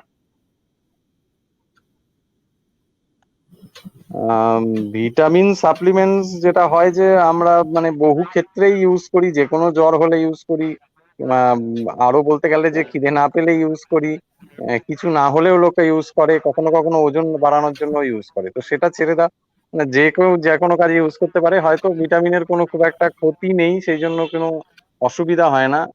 কিন্তু মানে বিরাট যে লাভ হয় সব ক্ষেত্রে সেটাও বলা যায় না। তো এরকম এবার মাল্টিভিটামিন খাইয়ে যাবো তো কতদিন খাওয়াবো, 1 বছর 2 বছর যতদিন করোনা চলবে খাওয়াবো তো খাওয়াবো। খাওয়াতে চাইলে মনের শান্তিটাই বেশি হয় আমার মনে হয়। হুম। আর আসছি আমি আবার অভিজিতের কাছে আসছি। Abhijit, are you there? হ্যাঁ হ্যাঁ, শোনা যাচ্ছে। অভিজিতের কাছে আসছি। হ্যাঁ, বলছিলাম যে তোমাদের তো রিসেন্ট কিছু স্টাডি বেরিয়েছে, বা তোমরা কিছু রিসার্চও করছো, তা এই করোনার পেশেন্টদের ক্ষেত্রে এই যে প্রশ্নটা শতানিকেও করছিলাম, যে বাচ্চাদের ক্ষেত্রে বা বয়স্ক মানুষদের ক্ষেত্রেও ভিটামিন সি ইনটেক করাটা বা মাল্টিভিটামিন ইনটেক করাটা কতটা যুক্তিযুক্ত, বা খাওয়ালে কি হতে পারে, বা না খাওয়ালেই বা কি হতে পারে, সেই সম্পর্কে যদি তুমিও কিছু বলো। অ্যাকচুয়ালি আমি এই বিষয়ে একমত শতানিকদার সাথে, কিন্তু আহ, একটা ছোট এডিশন, যেটা হচ্ছে ভিটামিন সি তো ইটসেলফ একটা অ্যান্টিঅক্সিডেন্ট হিসেবে কাজ করেই, কিন্তু মানে এই কোভিড এর ক্ষেত্রে কতটা এফেক্টিভ বা কিভাবে এটাকে প্রিভেন্ট করতে পারে এরকম ডেটা খুব একটা নেই। কিন্তু হ্যাঁ, একটা ডেটা আছে, সেটা হচ্ছে ভিটামিন ডি নিয়ে। কিন্তু ভিটামিন ডি বলছে যে ভিটামিন ডির যে লেভেলটা, সেটা যদি 25 ইউনিটের ওপরে থাকে, তাহলে মানে ইনফেকশনের সিভিয়ারিটির চান্স কম থাকে। এটা এটা একটা স্টাডি বলছে, রিসেন্টলি প্লস ওয়ান বলে একটা খুব বড় একটা জার্নালে এটা পাবলিশ হয়েছিল। এবং এবং এটা একটা এস্টাবলিশ ডেটা অবশ্যই, কিন্তু এটা নিয়ে আমাদের খুব একটা মানে এই ডেটাটা নিয়ে আমাদের একটা কমিউনিটি আছে, খুব আমরা কনফিউশনে ছিলাম যে মানে ওয়েদার ভিটামিন ডি ডেফিনেটলি এর মধ্যে অনেক অনেক রকমের ডেটা আছে ভিটামিন ডির upper respiratory lower respiratory tract ইনফেকশনে ইট মাইট হেল্প, এরকম অনেক রকম ডেটা আছে। কিন্তু কোভিড-19 ক্ষেত্রে কতটা ডেটাটা যুক্তিযুক্ত সেটা নিয়ে আমাদের একটা কনফিউশন ছিল। কিন্তু হ্যাঁ, দেয়ার আর সেভারাল স্টাডিজ যেটা বলছে যে ভিটামিন ডি একটা কিন্তু প্রোটেক্টিভ রোল আছে, এবং ভিটামিন ডি প্রবাবলি সিভিয়ারিটিটাকে কমাতে পারে even after the recovery of the COVID-19. কিন্তু একটা বিষয়, প্রবলেমটা এখানে, যদি আমরা একটা কথা বলে দিই ভিটামিন ডি বা সি নিয়ে, প্রবলেমটা এই হয় যে এত বেশি মানুষ ওটাকে ইররেশনাল ইনটেক শুরু করে দেয়। তাতে আমার মনে হয় যে যদি এই ভিটামিন গুলো, যেমন ভিটামিন ডি এক্সেসিভ ইনটেক করলে একটা অ্যাডভার্স আউটকাম আসতে পারে, তো সেটা নিয়ে কখনো কখনো পেশেন্ট প্রেজেন্ট করে, এবং আমি এরকম দুটো পেশেন্ট পেয়েছি। কিন্তু প্রবলেম হচ্ছে সেটা নয়, প্রবলেম হচ্ছে যে patient actually doesn't know how much vitamin they require according to the serum level. কিন্তু স্টিল যদি একটা রিকমেন্ডেশন, রিকমেন্ডেশন মানে এখনো তো আমাদের ইন্ডিয়াতে একটা খুব প্রবাদ আছে যে পেপারে, নিউজ পেপারে যেটা বেরোয় সেটা ডাক্তারের থেকেও বেশি ইম্পর্টেন্ট হয়ে যায়। তো নিউজ পেপারে রিসেন্টলি বেরিয়েছিল যে ভিটামিন সি আর ডি ইনটেকে করোনার ওপরে একটা খুব আহ, কাজ আছে। তো এই নিয়ে হচ্ছে প্রচুর মানুষ মানে মানে প্রায় 3-fold increase of the business for the vitamin C and D হয়ে গেছে। কিন্তু আমার মনে হয় না, হ্যাঁ মাল্টিভিটামিন সিরাপও, কিন্তু আমার মনে হয় যে হ্যাঁ, খুব একটা এটা নিয়ে এখনো ডেটা আমাদের হাতে নেই, কিন্তু ভিটামিন ডি নিয়ে ডেফিনেটলি আছে। এবং অনেক হসপিটাল, আমি একটা হসপিটাল জানি ওয়েস্ট বেঙ্গলে, যে প্রায় 500 বেডেড কোভিড হসপিটাল, ওরা কিন্তু ভিটামিন ডিটাকে ওদের রেজিমে অ্যাড করেছে। এবং পেশেন্ট যখন অ্যাডমিশন নিচ্ছে বা ডিসচার্জ সময়টা, ওরা কিন্তু 2000 ইউনিট করে টোয়াইস এ ডে দিচ্ছে ভিটামিন ডিটা, ওদের রেজিমেনে অ্যাড করা আছে এটা, এবং অনেক হসপিটালের রেজিমেনেই আছে। বিকজ এতদিন ডেটা ছিল না, but now yes we have the data for the vitamin D. কিন্তু আমি অবভিয়াসলি সবাইকে এনকারেজ করবো সেলফ শতানিক না করার জন্য।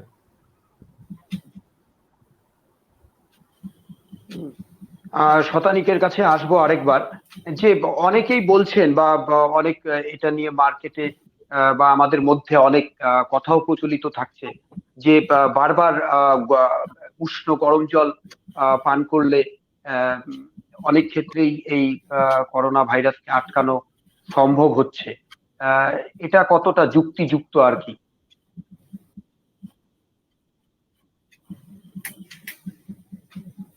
আহ, তো উষ্ণ গরম জল আমার যেটা করছে সেটা হলো যে আমার থ্রোটটাকে স্যানিটাইজ করছে আলটিমেটলি। তাই যদি আমার যেরকম আমরা গরম জলে হাত ধুচ্ছি বা পা ধুচ্ছি বা জামা কাপড় ধুচ্ছি, সেরকম ভাবে গলাটাও ধুয়ে নিলে খানিকটা ভাইরাস যদি থেকে যায় সেটাকে খানিকটা অ্যাভয়েড করা যেতে পারে, বা ইনফেকশনটাকে অ্যাভয়েড করা যেতে পারে, সেই হিসেবে কাজ করতে পারে। ওকে, ফাইন, কোনো অসুবিধা নেই, করলে কিছু অসুবিধা নেই। হুম। আচ্ছা। আর অভিজিতের কাছে শুনবো, উষ্ণ গরম জলের সাথে এই সাধারণ ঘরোয়া পদ্ধতিতে অনেকেই তুলসী পাতার রস বা হলুদের গুঁড়া এই জাতীয় কি কোনো এই গুলো মিশিয়ে খাওয়ার কতটা যুক্তিযুক্ত হতে পারে আর কি?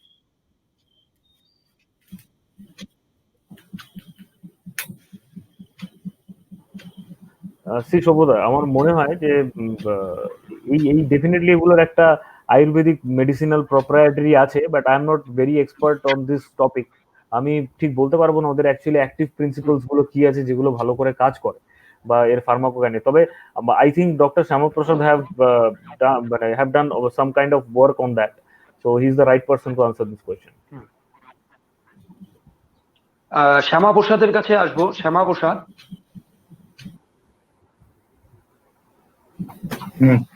যেটা বলছিলাম, এই যে উষ্ণ বল। গরম জল, উষ্ণ গরম জলের সাথে এই হ্যাঁ। ঘরোয়া পদ্ধতিতে এই তুলসী পাতার রস বা এই জাতীয় কিছু অ্যাডিটিভ মিশিয়ে পান করলে করোনা অনেকটাই প্রতিরোধ করা যায় আর কি, যেটা ডক্টর শতানিক বললেন যে হ্যাঁ গরম জলের একটা ফাংশন থাকে, যে যেহেতু মানে একটু স্যানিটাইজ করতে পারে গলাটাকে। তার সাথে কি কি অ্যাডিটিভ মেশানো যেতে পারে ঘরোয়া পদ্ধতিতে? না, সেটাই আমরা এই আমরা রিসেন্টলি একটা রিসার্চ করছি যে ইন্ডিয়ান যে স্পাইস গুলো রয়েছে তাদের মধ্যে যে অ্যাক্টিভ কম্পাউন্ড গুলো আছে সেগুলো করোনা ভাইরাসের ক্ষেত্রে কতটা মানে অ্যাক্টিভ। তো এটা আমরা মেনলি বায়ো ইনফরমেটিক্স দিয়ে আমরা স্টাডি করছি। তো এতে আমরা দেখতে পাচ্ছি যে যেমন গার্লিক, তুলসী পাতা, জিঞ্জার, হলুদ, এই কম্পাউন্ড গুলোর মধ্যে কিছু এই আমাদের দ্রব্যগুলোর মধ্যে কিছু অ্যাক্টিভ কম্পাউন্ড রয়েছে যেগুলো করোনাতে ইউজ হওয়া নর্মাল যে ড্রাগ গুলো যেমন রেমিডেসিভির, ডেক্সামিথোজোন, র্যাভিপিরাভির, এই জাতীয় ওষুধগুলো, বারসিটিনিব, এই জাতীয় ওষুধগুলোর থেকেও এরা ভালো কাজ করার ক্ষমতা রাখে। এটা জাস্ট আমরা ওয়েট মানে সফট ল্যাবে কম্পিউটারের সিমুলেশন করে আমরা বুঝতে পেরেছি যে এগুলো ওই ওষুধগুলোর মতনই কার্যক্ষমতা বা কিছু কিছু ক্ষেত্রে তাদের থেকেও বেশি কার্যক্ষমতা ওই কম্পাউন্ড গুলোর মধ্যে রয়েছে। এখন কথা হচ্ছে হলো যে কোনো একটা কম্পাউন্ডের কার্যক্ষমতা আমরা দেখে নিলাম কম্পিউটার সিমুলেশন করে যে রয়েছে, তার মানে এটাকে ড্রাগ হিসাবে ইউজ করতে পারবো কিনা সেটার জন্য আমাদের অনেক এক্সপেরিমেন্ট করতে হয়। তার জন্য সেই ড্রাগ লাইক কিছু প্রপার্টি রয়েছে, সেই ড্রাগ লাইক প্রপার্টি গুলো কি ওর মধ্যে আছে? তো সেগুলোও আমরা স্টাডি করে দেখলাম যে হ্যাঁ ওর মধ্যে ড্রাগ লাইক প্রপার্টি রয়েছে, মানে ও সেল মেমব্রেনকে ডিফিউজ করে ভেতরে ঢুকতে পারবে কিনা, এবং পারলে পরেও কতটা শরীরের পক্ষেও ক্ষতিকারক হবে। যে কোনো ড্রাগই শরীরের পক্ষে ক্ষতিকারক হয়, তো ওর ক্ষতিকারক ইফেক্টটা কত রয়েছে, হ্যাঁ ও কত কি পরিমাণ শরীরকে মিউটাজেনেসিস করতে পারে, এমস মিউটাজেনেসিস টেস্ট বলে একটা টেস্ট রয়েছে। তো সেগুলো করে আমরা যেটা বুঝলাম, মোদ্দা কথা যেটা দাঁড়ালো সেটা হচ্ছে হলো এই গার্লিক, জিঞ্জার, হলুদ, তুলসী পাতা, কারকিউমিন, এই জাতীয় দ্রব্যগুলোর মধ্যে, এই জাতীয় স্পাইস গুলোর মধ্যে, ইন্ডিয়ান স্পাইস গুলোর মধ্যে এমন কিছু কম্পাউন্ড রয়েছে, আমি নামগুলো এখন বলবো না, পেপারটা এখন আনপাবলিশড রয়েছে তার জন্য নামগুলো বলছি না। অ্যাক্টিভ কিছু কম্পাউন্ড রয়েছে যেই কম্পাউন্ড গুলো কিন্তু অবশ্যই করোনা ভাইরাসের ক্ষেত্রে ইফেক্টিভ হতে পারে। ঠিক আছে, তো কাজেই সর্বাধিক যেটা বললো যে গরম জল, অবভিয়াসলি গরম জল স্যানিটাইজই করে দিচ্ছে গলাটাকে, এবং এর সঙ্গে যদি তুমি এই জাতীয় জিনিসগুলো, কারণ এই জাতীয় জিনিসগুলো সলিউবল হবেই গরম জলে, ঠান্ডা জলে তুমি একে সলিউবল করতেই পারবে না। হ্যাঁ, তো গরম জলের মধ্যে যদি এগুলোকে সলিউবল করে তুমি খেয়ে নাও, অবভিয়াসলি তার কোনো না কোনো ইফেক্ট রয়েছে, এবং আমরা যেটা দেখেছি তার পজিটিভ ইফেক্টই রয়েছে করোনার এই এগেইনস্টে। তুমি যদি এই অ্যাডিটিভ গুলোর নামগুলো আরেকবার আমাদের দর্শকদের উদ্দেশ্যে বলো, তাহলে অনেকেই একটু অবগত হবে। রসুন রয়েছে, হলুদ, রসুন, হলুদ, আদা, তুলসী পাতা, এই চারটে জিনিস আমরা দেখেছি। আর গরম জলের লবঙ্গ, সাথে এর রস, ঠিক আছে, এই কটা জিনিসের। আচ্ছা হ্যাঁ, এই গরম জলের সঙ্গে বয়েল করে খেতে পারো, কারণ এগুলো সলিউবল হবেই গরম জলে, নর্মাল ঠান্ডা জলে এগুলোকে তুমি সলিউবল করতে পারবে না। শতানিকের কাছে আসবো আরেকবার, আর আমি সবাইকেই বলবো আহ যদি আমরা আসতে পারি, আমরা অনুষ্ঠানটা একদম শেষের দিকে চলে এসেছি, সবাই আমরা অনুষ্ঠানটায় যুক্ত হয়ে শেষে অনুষ্ঠানটা শেষ অবধি নিয়ে যাব, প্রায় শেষের দিকেই আমরা শতানিকের কাছে আসছি। এই যারা কোভিড পজিটিভ তাদের ক্ষেত্রেও এই বারবার গরম জল খাওয়াটা বা চা খাওয়াটা, এই জিনিসটা কতটা যুক্ত বা কতটা কাজ করতে পারে এই জিনিস?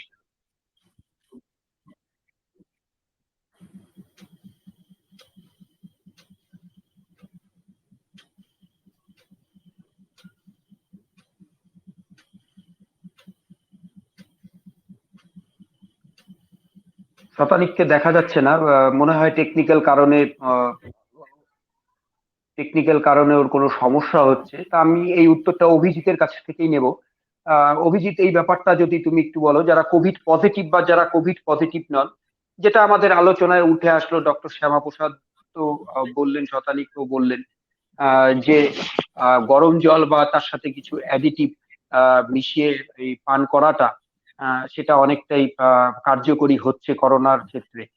তা এই ব্যাপারে তুমি যদি আমাদের দর্শকদের কিছু বলো।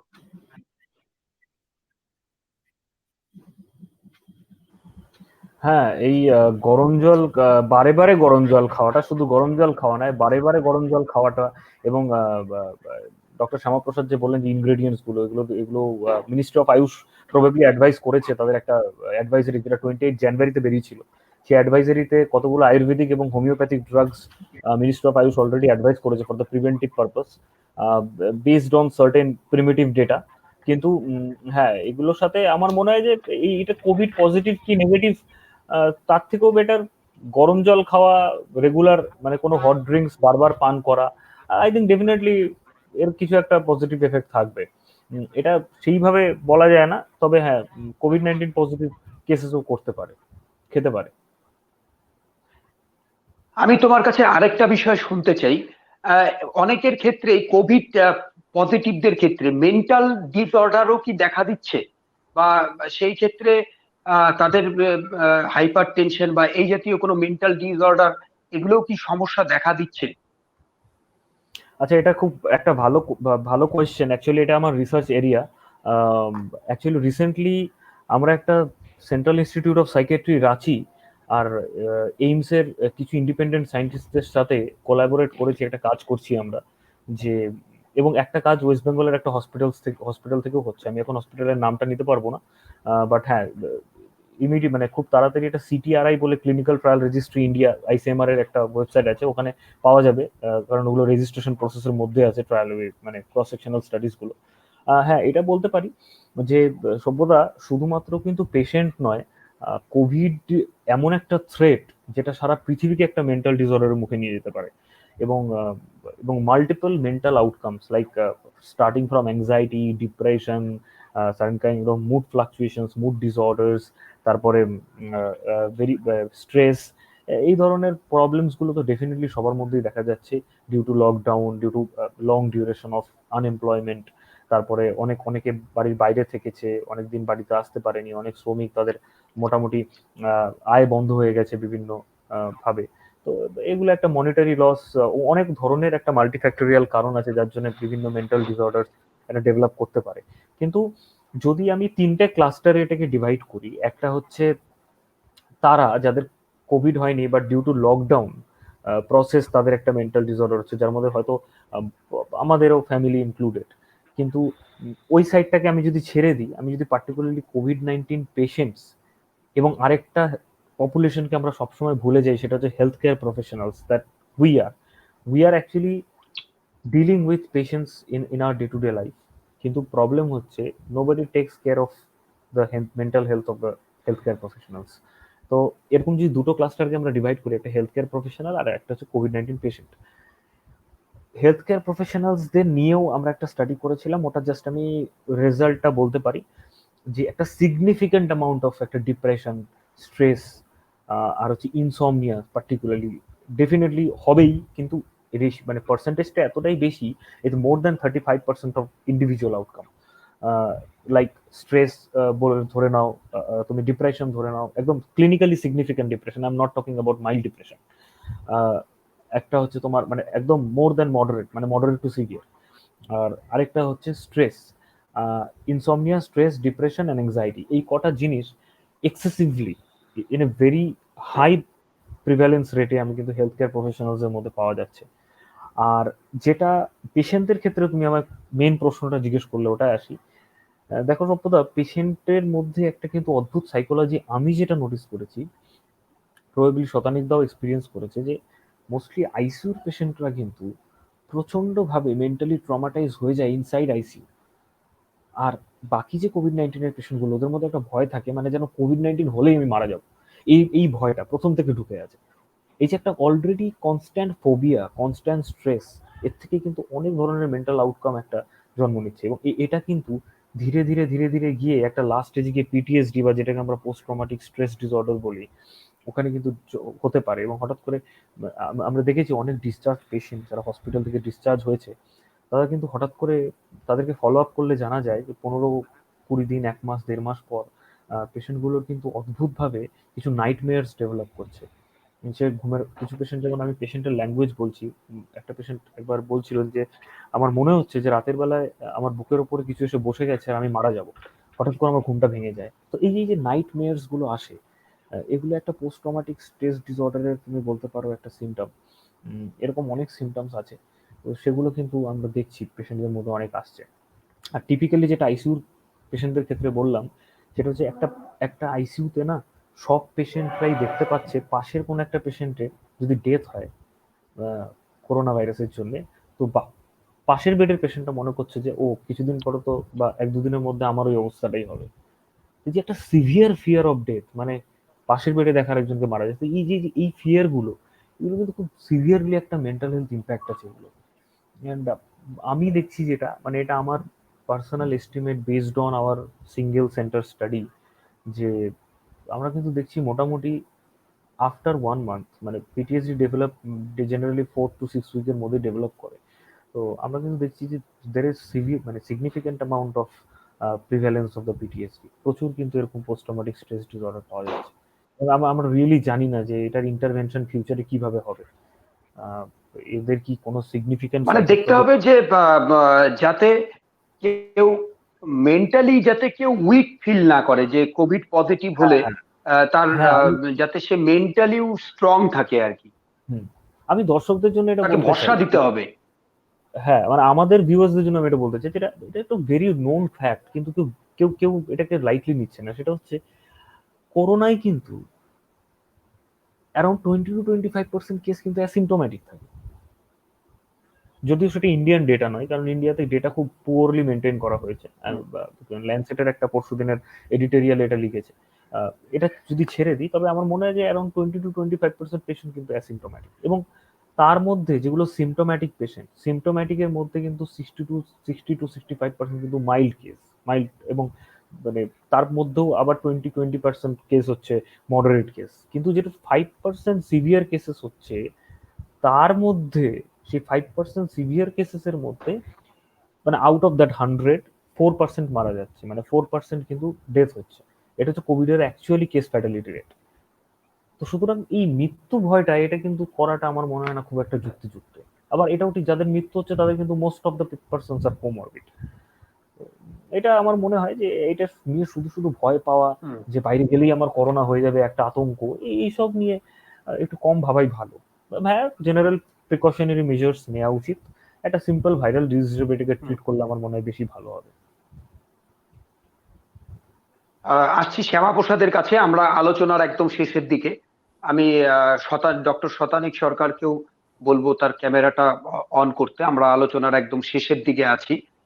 শ্যামাপ্রসাদের কাছে আমার যেটা জিজ্ঞাসা, যে এই কোভিড পজিটিভদের ক্ষেত্রে পরবর্তীকালে অনেকের ক্ষেত্রে ব্যাকটেরিয়াল ইনফেকশনও দেখা যাচ্ছে। এই ব্যাকটেরিয়াল ইনফেকশনটা যাতে তারা প্রোটেক্ট করতে পারে, তারা অ্যাভয়েড করতে পারে, সে তার জন্য তুমি আমাদের দর্শকদের কি বলবে, যে কি কি প্রসিডিওর মেনটেন করা উচিত বাড়িতে বা বাইরে? ব্যাকটেরিয়াল ইনফেকশন, যে কোনো ইনফ্লুয়েঞ্জা ভাইরাস বা যে কোনো ফ্লু ভাইরাস যখনই কারো শরীরে অ্যাটাক করবে, তখনই তার মধ্যে ইমিউনিটিটা এমন ভাবে লো হয়ে যাবে, যার জন্য অ্যাকচুয়ালি ইমিউনিটি লো হয় না, যখনই কোনো একটা ভাইরাস, ইনফ্লুয়েঞ্জা ভাইরাস হোক বা ফ্লু ভাইরাস হোক, তার রেসপিরেটরি ট্র্যাক্টে ইনফেক্ট করে, তখন আমাদের শতানিক যেটা বললো, হাইপার অ্যাক্টিভ ইমিউনো সিস্টেমটা খুব হাইপার অ্যাক্টিভ হয়ে যায়, এবং সে ভাইরাসটাকে কিল করার জন্য আমাদের ইমিউনো সিস্টেম খুব কার্যদক্ষতা দেখায়।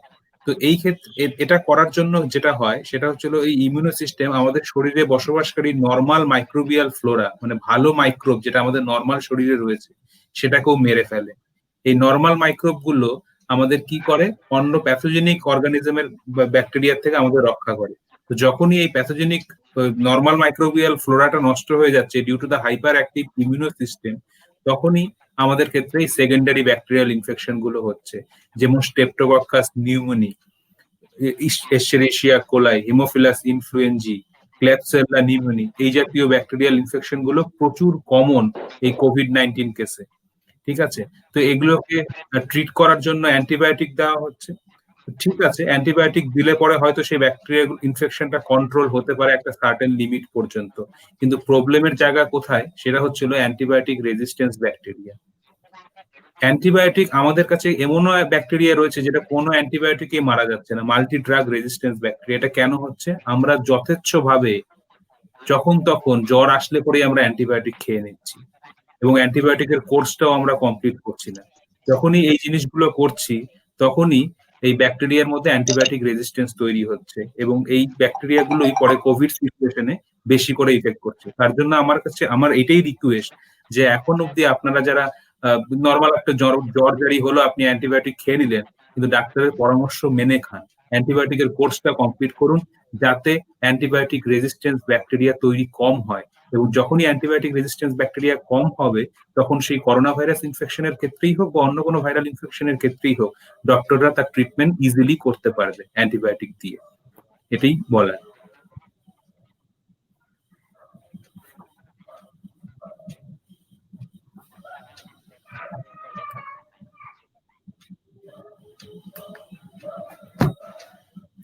হ্যালো আর সব্য, এমনি এই যে সে ঘরবাড়ি স্যানিটাইজেশনের ক্ষেত্রে যাতে ইনফেকশনটা না ছড়ায় কি কি প্রসিডিওর অবলম্বন করা যেতে পারে? স্যানিটাইজেশন বলতে রুম তোমাকে থাকতে হবে যেখানে খোলা হাওয়া বাতাস থাকে, স্যাঁতস্যাঁতে রুমে থাকলে হবে না। বললাম ঘরবাড়ি বা নিজেদেরও স্যানিটাইজ রাখার ক্ষেত্রে কি কি প্রসিডিওর অবলম্বন করা? তুমি পরিষ্কার পরিচ্ছন্ন থাকবে, ঠিক আছে। আর হলো তুমি যেই ঘরটাতে রয়েছো, মানে ধরো করোনা ইনফেকশন হয়েছে, যে ঘরটাতে রয়েছে যাতে পর্যাপ্ত পরিমাণে আলো বাতাস ঢুকতে পারে, স্যাঁতস্যাঁতে যেন না হয়। কেননা যদি এরকম ওয়েদার থাকে যেখানে ব্যাকটেরিয়াল গ্রোথ বা ফাঙ্গাল গ্রোথ, ফাঙ্গাস অ্যাটাকও হয় কিন্তু করোনা ভাইরাসের ক্ষেত্রে, তো সেই স্যাঁতস্যাঁতে জায়গায় বা আনহাইজেনিক পরিবেশে তুমি যদি থাকো তাহলে এই ব্যাকটেরিয়াগুলো তুমি ইজিলি অ্যাটাক করতে পারে, ঠিক আছে। তো কাজেই ঘরবাড়ি পরিষ্কার রাখবে। আমরা কমনলি যখন আমরা ঘর মুছি সেখানে ডিসইনফেক্টেন্ট আমরা ইউজ করতে পারি যাতে সেই ব্যাকটেরিয়াল লোডটা কমে যেতে পারে, এবং প্রপারলি প্রতিদিন স্নান করা। এবং ইনফেকশন যদি বেশি হয়ে যায় তুমি তো স্নান করতে পারবে না, নর্মালি যখন অ্যাসিম্পটোমেটিক থাকবে তখন ভালো করে শরীরকে পরিষ্কার রাখা এবং ঘরবাড়ি বেডশিট যাই হোক সেগুলোকে পরিষ্কার রাখা, যাতে এই ফাঙ্গাল ইনফেকশন বা ব্যাকটেরিয়াল ইনফেকশন, যেটা সেকেন্ডারি ইনফেকশন, যেটা করোনা ভাইরাসের ক্ষেত্রেও একটা পরবর্তী ক্ষেত্রেও একটা বিশাল বড় মরবিডিটির জন্য দায়ী, এগুলো যাতে একটু কমাতে পারি। এবং সর্বোপরি সব থেকে বেশ বড় কথা হলো এটাই যে অ্যান্টিবায়োটিক রেজিস্ট্যান্স তৈরি করতে দেওয়া যাবে না। তার জন্য যথেচ্ছ পরিমাণে যখন খুশি অ্যান্টিবায়োটিক খেলাম ডাক্তারের পরামর্শ ছাড়া, সেটা একদমই বন্ধ করতে হবে। কেননা আমাদের কাছে নতুন নতুন ব্যাকটেরিয়ার রিপোর্ট আসছে যেগুলো অ্যাভেলেবেল অ্যান্টিবায়োটিকে মারা যাচ্ছে না, নতুন অ্যান্টিবায়োটিকের সার্চ শুরু হয়েছে, ঠিক আছে। তো অ্যান্টিবায়োটিক রেজিস্ট্যান্স যতটা আমরা কমাতে পারবো তত ভালো। এবং নিজে যত পরিষ্কার রাখার ক্ষেত্রে পরিষ্কার রাখার ক্ষেত্রে কি কি ডিসইনফেক্টিভ ব্যবহার করতে পারি আমরা? এমনি ডিসইনফেক্টেন্ট যেগুলো আমরা ইউজ করি, ধরো লাইজল, ফিনল, সেগুলোই আমরা ডিসইনফেক্টেন্ট হিসেবে ইউজ করতে পারছি। তুমি যদি স্যানিটাইজার হিসেবে ডিসইনফেক্টেন্ট ইউজ করো তার খরচা প্রচুর পড়ে যাবে, ঠিক আছে।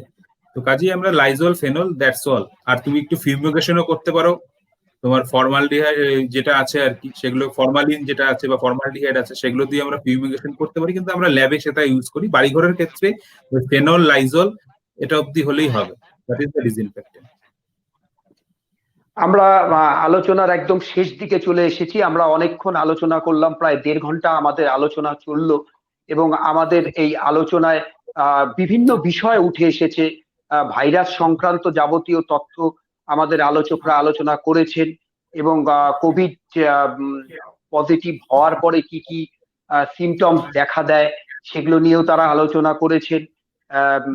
কি করলে পরে আমরা অনেকটা ক্ষেত্রেই আমরা কোভিড আক্রান্ত হওয়ার থেকে বাঁচতে পারবো, বা আক্রান্ত হলে কি কি প্রসিডিওর অবলম্বন করা উচিত, বা আমরা সাধারণ মানুষরা জ্বর সর্দি কাশি হলে পরেই কি কি ভুল করে থাকি সেগুলো সম্পর্কেও আমাদের আলোচকরা বলেছেন। আমি শেষ করব ডক্টর শতানিক সরকারকে দিয়ে। শতানিক, আর ইউ দেয়ার?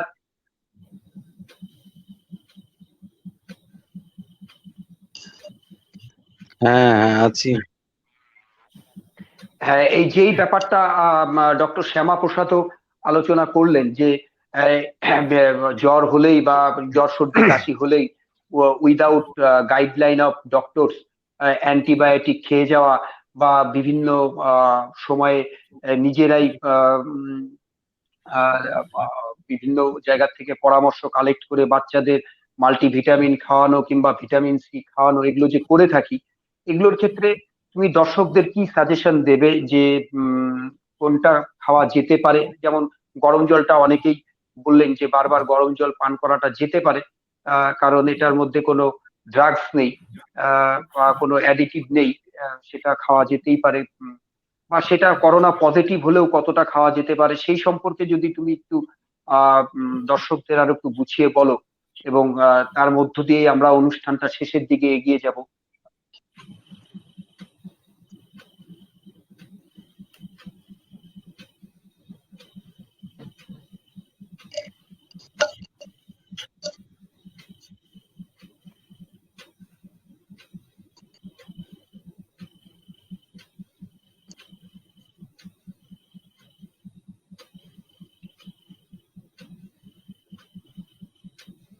শতানিক শোনা যাচ্ছে?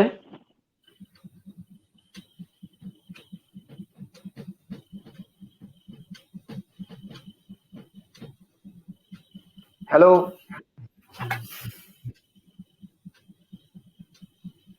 হ্যালো। হ্যাঁ, শোনা যাচ্ছে। হুম। হ্যালো? হ্যাঁ, প্রশ্নটা কি শোনা গেল না আবার বলবো?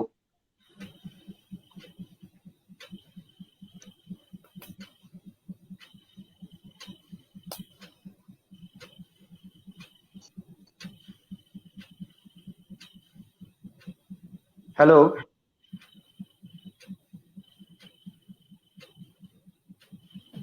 আই থিঙ্ক ওর ইন্টারনেটের খুব প্রবলেম হয়েছে,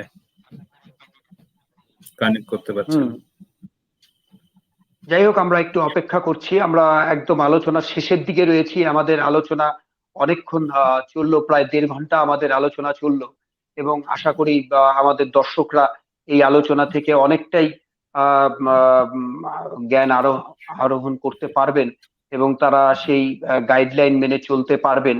আমরা প্রয়োজনে পরবর্তীতেও আবার এই অনুষ্ঠান করতে পারি আমাদের আলোচকদের নিয়ে, সেই বিষয়ে আমরা আগেই অবগত করব। আজকে আমাদের আলোচনায় বেশ কয়েকবারই টেকনিক্যাল অসুবিধার সম্মুখীন হতে হয়েছে। তা আমাদের তবু আলোচনায় আজকে বিভিন্ন বিষয় উঠে এসেছে, ভাইরাস, ব্যাকটেরিয়া, এবং বর্তমানের পরিস্থিতি, কতটা পেশেন্টরা কিভাবে আক্রান্ত হচ্ছেন, বাচ্চাদের ক্ষেত্রে আমরা কি করতে পারি, সমস্ত রকম আলোচনাই হয়েছে। শতানিককে দেখা যাচ্ছে না। শতানিক আছে কি? আর শতানিক, আর ইউ দেয়ার?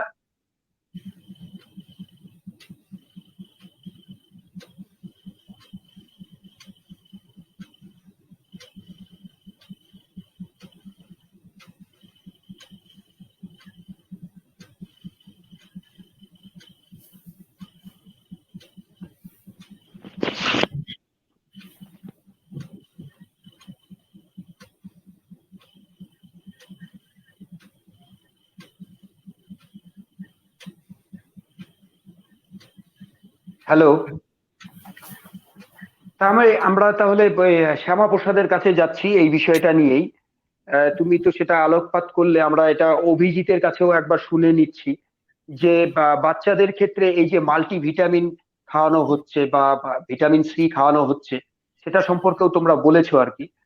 তাও যদি আরেকবার আমাদের দর্শকদের একটু এই ব্যাপারে আহ বলো আর কি।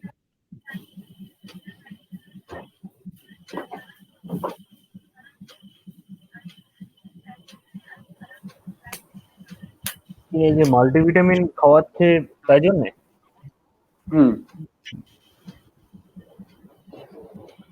না, মাল্টিভিটামিন বাচ্চাদের খাওয়াচ্ছে নিউট্রিশনের জন্য, তো খাওয়াতে পারে। কিন্তু যে কোভিড এর জন্য যে এক্সেসিভ মাল্টিভিটামিন কনজাম্পশন বা excessive vitamin C consumption, excessive vitamin D consumption, এগুলো ইররেশনাল কনজাম্পশন না করাই ভালো। কিন্তু যদিও আমাদের কাছে এক্সাক্ট এভিডেন্স, আমি আগেই বলেছি এক্সাক্ট এভিডেন্স এখনো পর্যন্ত জেনারেট হয়নি যে কোভিডে কতটা এই সমস্ত এফেক্টিভ, তবে definitely vitamin has some preventive role, তো খাওয়াতে পারে। কিন্তু আমরা রিকমেন্ড করবো না যে এত ইউনিট এতটা ডোজে এতটা এইভাবে খাওয়ানো। তো ইররেশনাল খাওয়ানোটা সবসময় আমি ডিসকারেজ করবো। আমাদের আচ্ছা, আমাদের আলোচনায় যেটা উঠে আমি আসলো আর কি, মানে আমি কোনো একটা জিনিস মেডিসিন বলতে চাই প্রয়োগ। সব্য, আমি একটা জিনিস বলতে চাই। হুম, সেটা হুম, হুম। হচ্ছে হলো এই হ্যাঁ, করোনা ভাইরাস, এই ভাইরাসটা আমাদের মানুষদের চোখে হুম, আঙুল দিয়ে দেখিয়ে দিল যে আমরা এখনো কতটা অসহায় পরিস্থিতিতে রয়েছি। এবং যদি এই ভাইরাসের অরিজিন সম্পর্কে আমরা বলি, এটা কিন্তু এনিমেল থেকে হিউম্যানে এসেছে। এটাকে আমরা বলি স্পিল ওভার।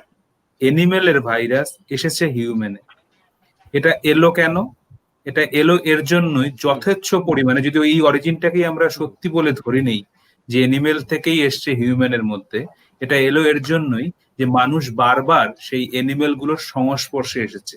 মানে আমি বলতে চাইছি তারা সেই এনিমেল গুলোর মাংস খেয়েছে। তুমি চিন্তা করো, প্যাঙ্গোলিন থেকে এই ভাইরাসটা যদি এসে থাকে, ব্যাট প্যাঙ্গোলিন হয়ে হিউম্যানে।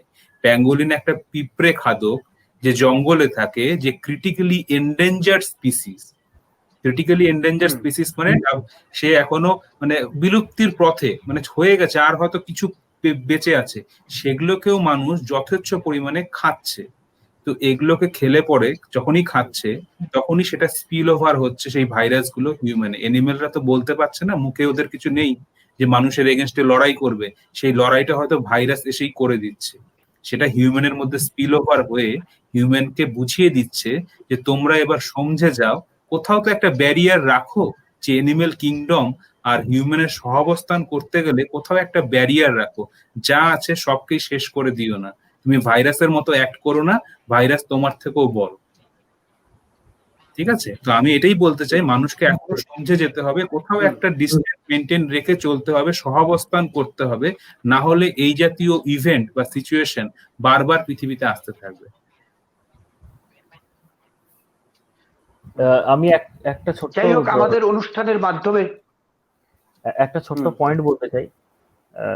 শ্যামাদা সুন্দর একটা কনক্লুডিং রিমার্ক দিল, মানে এরপরে এটা বলাটা আমার ঠিক হবে না, তাও আমি বলতে চাই এটা একটা রিলিভেন্ট কোয়েশ্চেন।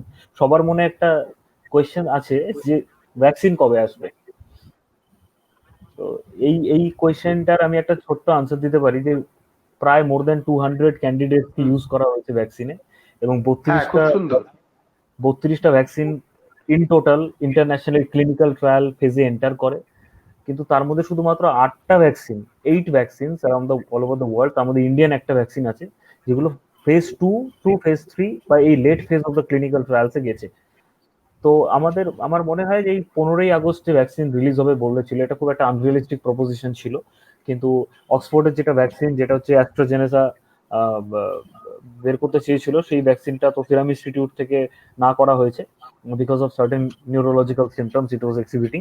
তবে হোপফুলি যেটা ডাব্লিউএইচওর রিপোর্ট আজকে, যেটা সৌমিয়া স্বামীনাথন যে রিপোর্টটা আজকে রিলিজ করেছেন, তাতে হোপফুলি জানুয়ারি ফেব্রুয়ারিতে একটা ভ্যাকসিন আসার খুব চান্স আছে, এবং সেই ভ্যাকসিনটা যে 100% কার্যকরী হবে সেটা নিয়ে কোনো গ্যারান্টি নেই। তবে হোপফুলি আমরা একটা সুখবর পেতে পারি জানুয়ারি ফেব্রুয়ারিতে।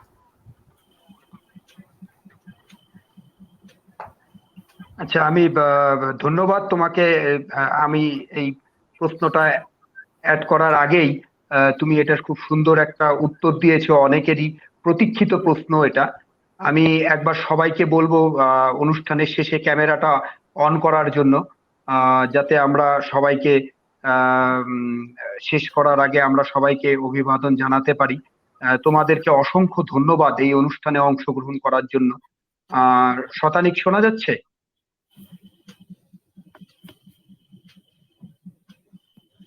হ্যাঁ হ্যাঁ, শোনা যাচ্ছে। হ্যাঁ, হ্যাঁ, সবাইকে বলছি, সবাই একটু ক্যামেরাটা শেষে অন করলে ভালো হয়। আমরা অনুষ্ঠানের একদম শেষ পর্বে রয়েছি, আমাদের আলোচনা অনেকক্ষণ চললো। আমরা ভাইরাস নিয়ে নানান রকম আলোচনা করলাম। আমার যতদূর সামর্থ্য ছিল আমি বিভিন্ন রকম প্রশ্নগুলোই উপস্থাপন করার চেষ্টা করেছি। ডক্টর শ্যামাপ্রসাদ তার মতন করে উত্তর দিয়েছেন, ভাইরাস কি, ব্যাকটেরিয়া কি, এবং সেই সম্পর্কে আমাদের দর্শকদের অবগত করেছেন। ডক্টর অভিজিৎ নানান রকম প্রশ্ন উত্তর দিয়েছেন, এবং আহ, অনেক অজানা কিছু আমাদের জানাতে সমর্থ হয়েছেন। তুমিও অনেকক্ষণ বললে আমাদের কি কি করা উচিত বা কি কি করা উচিত নয়। তা আমরা একদম অনুষ্ঠানের শেষ লগ্নে তোমার কাছে একটা প্রশ্ন রাখছি, শেষ প্রশ্ন।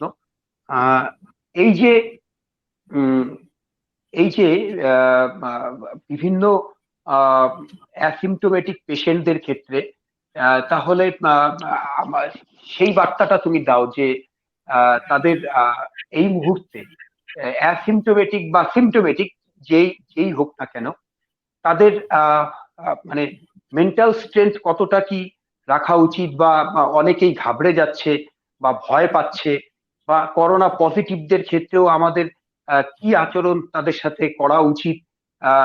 অনেকেই ভীত হয়ে হয়তো তাদেরকে দূরে সরিয়ে রাখছেন, যেটা আমাদের ডাক্তাররাও বলছেন যে ফিজিক্যাল ডিস্টেন্স রাখো, কিন্তু মেন্টাল ডিস্টেন্স না রাখার জন্যই।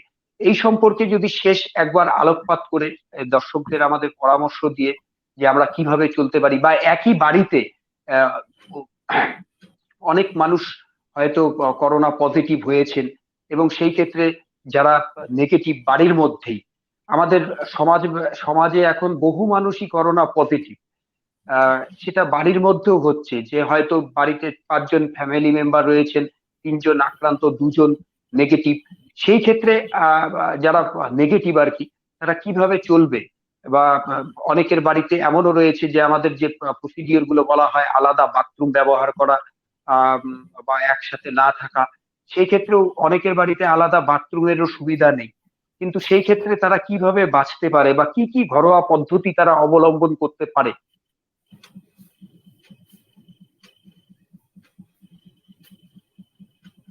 আচ্ছা, আম, যেটা হলো যে আহ, অনেকগুলো কোশ্চেন একসাথে হয়ে গেল। আহ, এক নম্বর হলো করোনা নিয়ে যে ভীতি, হুম। সেটা নিয়ে তো অনেক কিছু আলোচনা হলো। ভীতির মধ্যে যেটা আছে যে আমাদের হুম। টোটাল কেস বা টোটাল ডেথ দেখে আমরা ভয়টা বেশি পাচ্ছি। আলটিমেটলি ডেথ রেট বা কেস ফ্যাটালিটি রেট বা যাই বলা হোক, যে যতজন আক্রান্ত হচ্ছেন তার মধ্যে যে কত শতাংশ মানুষ মারা যাচ্ছেন, সেই কেস ফ্যাটালিটি রেট কিন্তু অ্যারাউন্ড 2 to 3% বড় জোর। অনেক জায়গায় কম, অনেক জায়গায় বেশি, মোটামুটি অ্যাভারেজ করলে হয়তো 2 to 3% হবে। তো এবার সেটাও হলো only within the detected people. এই ইনফেকশন যেভাবে ছড়াচ্ছে বা এত পার্সেন্ট অ্যাসিমটম, এর আরো অনেকটা আমরা দেখতেই পাচ্ছি না। মানে অনেক লোক আনডিটেক্টেড অবস্থায় সুস্থ হয়ে চলে যাচ্ছে অ্যাসিমটোমেটিক থেকে। সুতরাং আলটিমেটলি হিসেব করলে ডেথ রেট আরো কম হবে। তো এবার ডেথটা হুম। আনফরচুনেট, প্রত্যেকটা ডেথ আনফরচুনেট। যার হচ্ছে সে বুঝতে পারছে, তার ফ্যামিলি মেম্বার বুঝতে পারছে, কিন্তু তাই নিয়ে শুধু শুধু আগে থেকে ভয় পেয়ে কোনো লাভ নেই। কারণ এক নম্বর হলো ডেথ রেট খুব কম। আমার তো মনে হয় অন্যান্য অনেক ডিজিজ আছে আমাদের যেগুলোতে ডেথ রেট অনেক বেশি, সেগুলো নিয়ে আমরা ভয় পাই না, কিন্তু এটা নিয়ে বড্ড বেশি ভয় পাচ্ছি। যেমন আমাদের সে ডেঙ্গি হতে পারে, সে টিউবারকুলোসিস হতে পারে, সে অনেক কিছুই আছে যেগুলো মানে কোনো কিছু নেই, হঠাৎ হঠাৎ করে মানুষ মারা যাচ্ছে, তো সেগুলোতেও ডেথ হয়। তাতে ভয় না পেয়ে এতে এত আলাদা করে ভয় পাওয়ার কিছু নেই। যার হবে হবে, সেটা কিছু করার নেই, কারো হাতে নেই। যেটুকু প্রিভেনশন করা সম্ভব সেটুকু করব, যেটুকু আমাদের হাতে আছে সেটুকু করব। বাকিটা তো সবটাই আলটিমেটলি ভাগ্য, সবটাই আলটিমেটলি আরো কিছু আমাদের আছে যেটা ডিপেন্ড করবে যে কার কি হবে। আচ্ছা, সেকেন্ড কোশ্চেন হলো যে যারা হুম। একই বাড়িতে 2 জন নেগেটিভ আছে বা 3 জন নেগেটিভ আছে, তারা কি করবে? যদি আলাদা থাকার ব্যবস্থা থাকে তাহলে আলাদা থাকবে। যেরকম ডিস্টেন্সিং, যেরকম মাস্ক পরা, স্যানিটাইজ করা, সেটা করবে। যদি আলাদা থাকার ব্যবস্থা না থাকে, সেক্ষেত্রেই আমাদের সেই জন্যই কিছু সেফ হোমস, এই কনসেপ্টটা এসছে যে আমাদের কিছু করার নেই, বাড়িতে আমরা আলাদা থাকতে পারছি না, তো আমাদের ওই কন্ট্যাক্ট করে সেই সেফ হোম বা সেরকম জায়গায় থাকতে হবে, যেখানে আমার কোনো বিশেষ ট্রিটমেন্টের দরকার নেই, শুধু আলাদা থাকা, কোয়ারেন্টাইন সেন্টারই হোক বা সেফ হোম হোক, যাই হোক, সেখানে থাকা যেতে পারে। যাদের সেরকম সুবিধা নেই, আমার মনে হয় সেটা বেটার যে তারা কোনো একটা কোয়ারেন্টাইন সেন্টার বা সেফ হোমে গিয়ে 10 দিন বা 14 দিন, যে কদিন লাগছে সুস্থ হতে, থেকে আসতে পারে।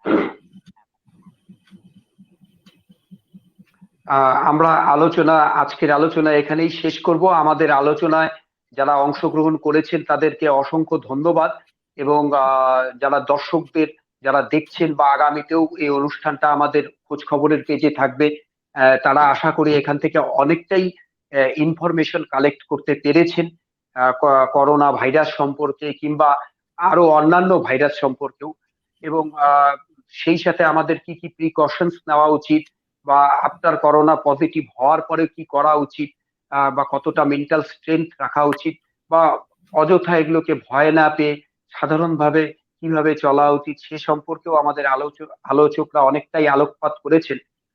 শতানিককে আমি বলবো ক্যামেরাটা অন করতে, আমরা একদম আলোচনার শেষের দিকে আছি। শোনা যাচ্ছে কি?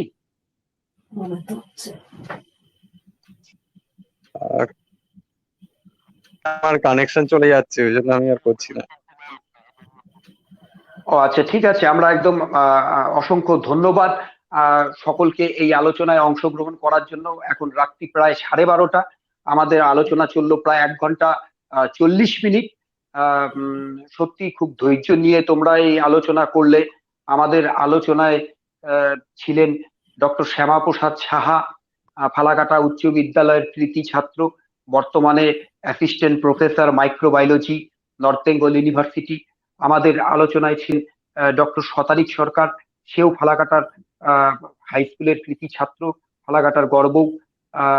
সেও পার্টিসিপেট করেছে, বর্তমানে সে assistant professor paediatric department, RG Kar medical college.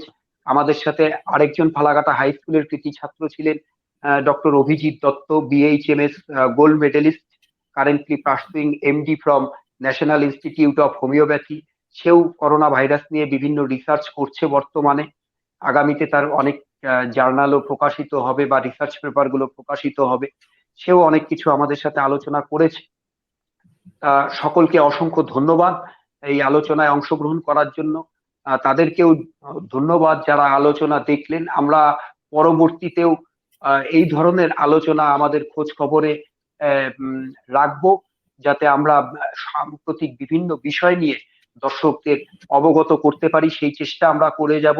আপনারা দেখছেন খোঁজ খবর, আমি সব্যসাচী ঘোষ।